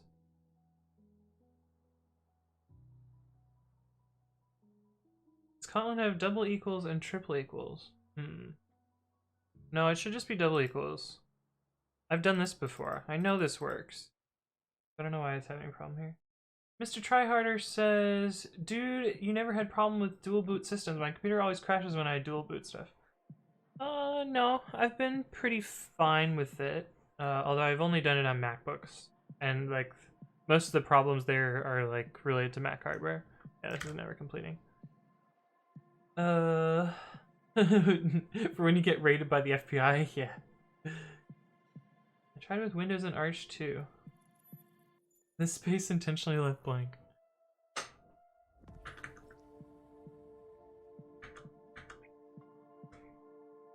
Okay, what the fuck?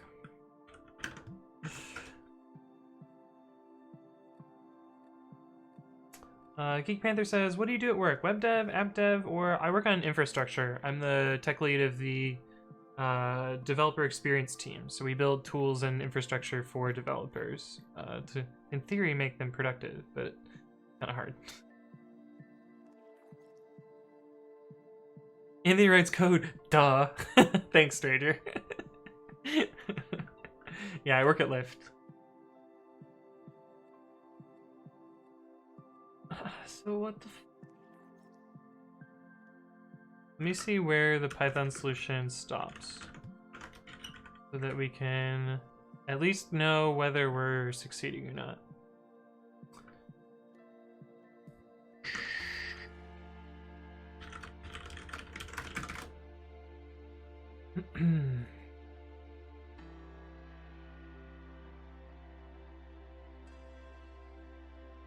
Tools for Lyft internal developers? Yeah, I build tools for other devs.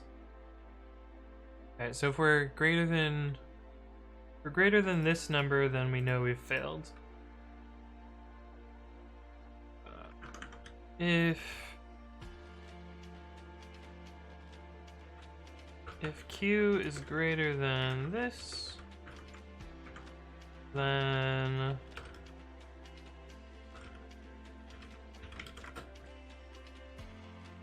we've failed.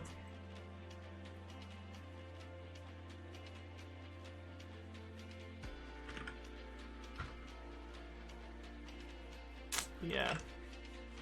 Cool. Now to debug why it's failing. That is a thankless job, I salute you. Yeah, I know, we basically shovel shit all day. A lot of work.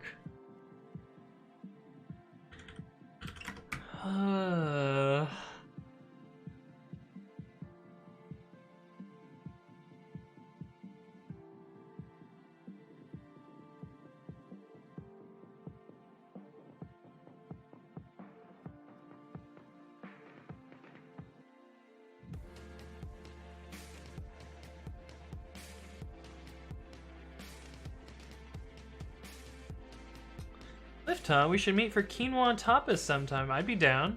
I'd be down, stranger. Just don't murder me, please. Maniac says, and here I am sitting in my office viewing streams all the time. Mr. Tryharder says, I'm more of an Uber guy myself. Alright, alright. Is this the sample input or the full input? The full input's on only 4 lines.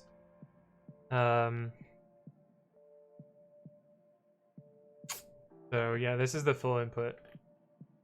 But these are the lines that are failing.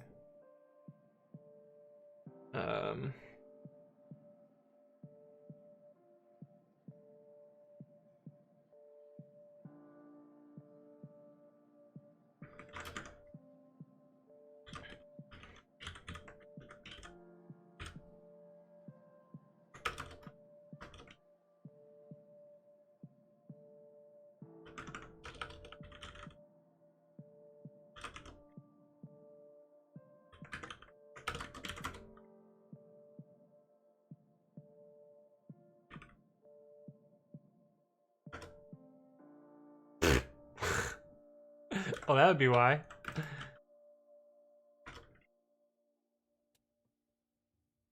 Oh, because we didn't parse them. Dang it, man. Dang it. Been doing all this stupid work for no good reason. Probably can fix my, I could probably get rid of this as well. Let's see what we get. This works now. Filing. Done. That number is too small.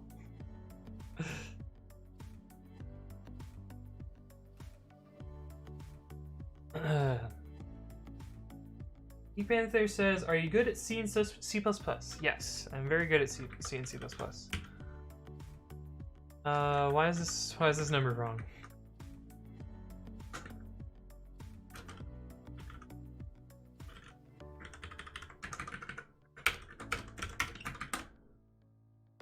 See what we actually get out as our answer for the 3 parts. See if it's our LCM.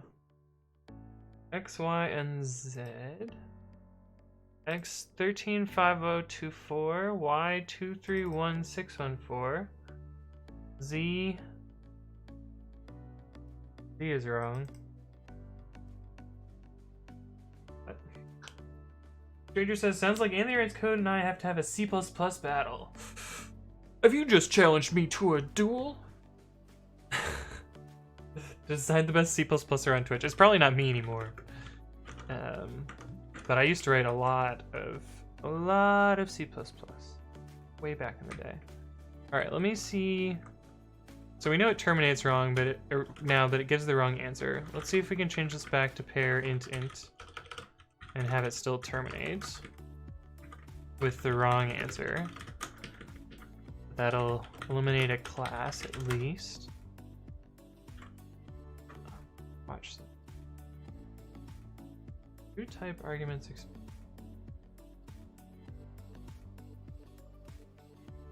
Oh, compiling done. Okay, so it still terminates. We can kill that class. Then we got to figure out where the bug is. It's probably some comparison here. X, X, X. Y, Y, Y. Z, Z, Z. That one looks fine. Z, Z, Y, Y, X, X. That one looks fine. X, X, X. Y, Y, Y. Z, Z, Z. What gives? What gives? It's time to duel! Well, if you want to see my most recent bad C++, I did do one day in C++.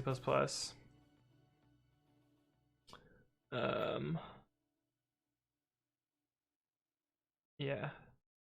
Here's my bad C++. No one wants to see C++. Ain't that the truth? Ain't that the truth? Okay, so what is the value we expect to see here? We expect to see 96236, but instead we get a much larger number for some reason. we get this number. And even then, we get a smaller answer here? Can Kotlin represent this number? Is that one of the problems, maybe? Mediac says, I want to see C++. This is where the, like, Slack cat shake emoji comes in. Alright, well, we can put a little debug here. If q is equal to 96236... Oh, I know what's happening. We need x period is null and y period. We're resetting it, so that's the problem.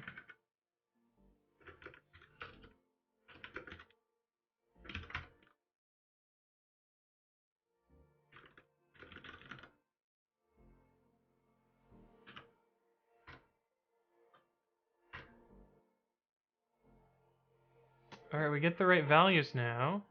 96236, 135024, and 231614. But our answer is wrong. Pretty different there.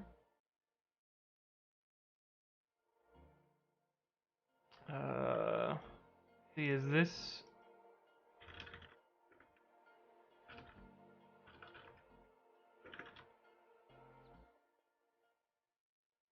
Should fit in an int64. Integer size, Kotlin.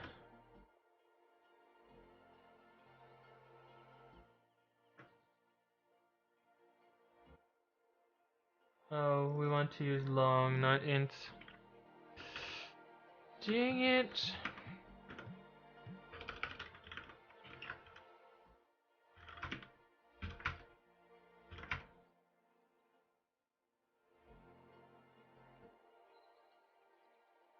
Type mismatch. Inferred type is int, but long question mark was expected.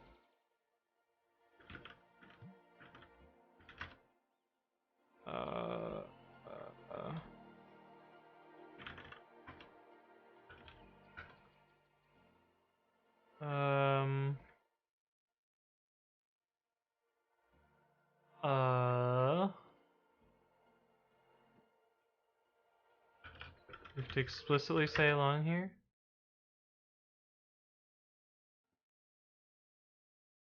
Equals equals cannot be applied to long and int. Come on. Come on. Do I have to put an L here?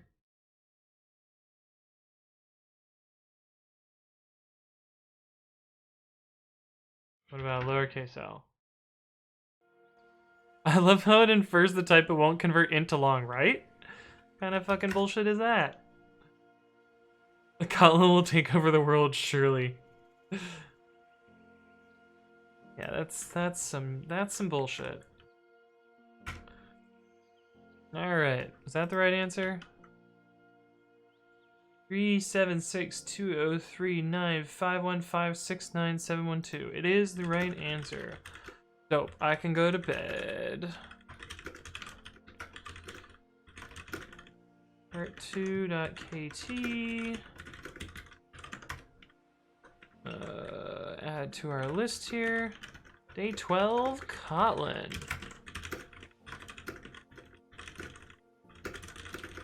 Implement day 12, part 2 in Kotlin.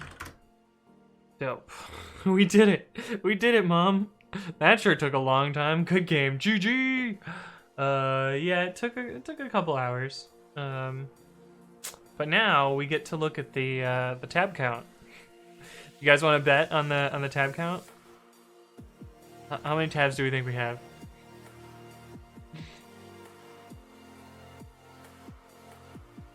I mean, I can look at the number probably. You think we have less than 66? I agree. I agree that we have less than 66. Kotlin is easier than Swift. Trader says 42. Mediox says somewhere between 50 and 60. Yeah, I think those are both good estimates. All right, let's see what we got. 2, 3, 4, 5, 6, 7, 8, 9, 10, 11, 12, 13, 14, 18, 19, 20. That's 20 so far. 21, 22, 23, 24, 25, 26, 27, 28, 29, 30, 31, 32, 33, 34, 35, 6, 7, 8, 39, 40, 41, 42. Stranger, you lost there. 43, 44, 45, 46, 47, 48, 49, 50, 51. C9C.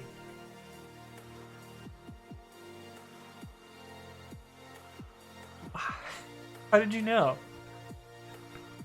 How did you know it was 52? Or does the AOC one not count and then you lose? I'm gonna say that's 51 tabs, just so that you're over and the price is not right. I had to allow your message manually, Mediox. Apparently Twitch thought you were spamming. So apparently mentioning C9C's name causes it to be spam? How does that feel, C9C? Your name is spam now.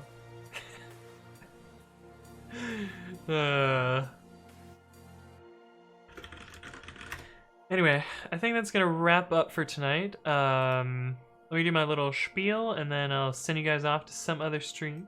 C9C is a hacksaw. So if you like what you saw and wanted to catch any of my previous streams or other Advent of Code or other content that I do, I usually stream Python open source stuff.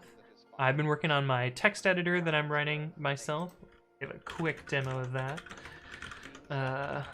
Here's the color test mode. It'll eventually be syntax editing. Hey, what's up, Inario90? Thank you for the follow and welcome to the stream. Here's Babby opening itself. You can see we can edit text, all sorts of stuff. We can undo, redo. We implemented search recently, which has history, so you can do search history.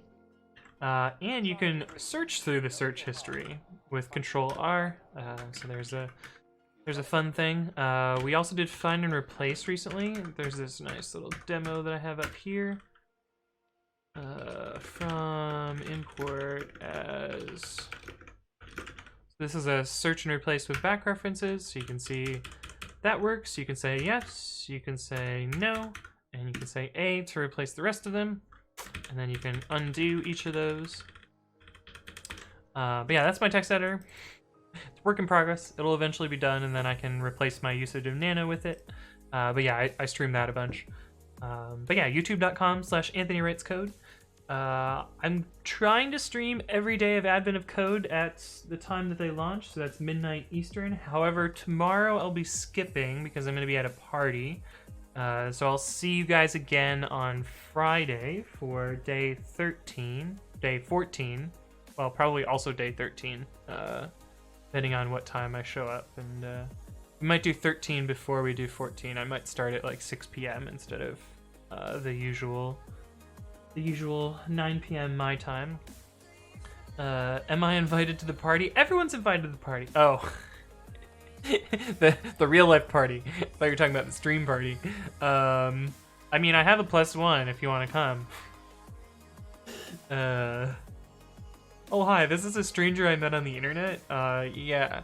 Do I know them? Not really. But they were in my stream chat. Does that count? I'm sure explaining that one will go over swimmingly. But yeah, I usually stream on Saturdays at 11 a.m. Pacific. That's when I usually work on open source stuff. This Advent of Code stuff has been a wild ride, but it's been pretty fun. I'm a stranger, not a stranger. Nice. But yeah, I usually stream 11 a.m. Pacific time, working on open source stuff. And I usually announce my streams an hour beforehand on Twitter. That's twitter.com/codewithanthony. Usually it's something like, I'm going to be streaming Advent of Code. Blah, blah, blah. Come by and chat. Come hang out in my stream with me, because I'm lonely. And I also announce my streams on Discord, which Stranger has helpfully posted in the chat.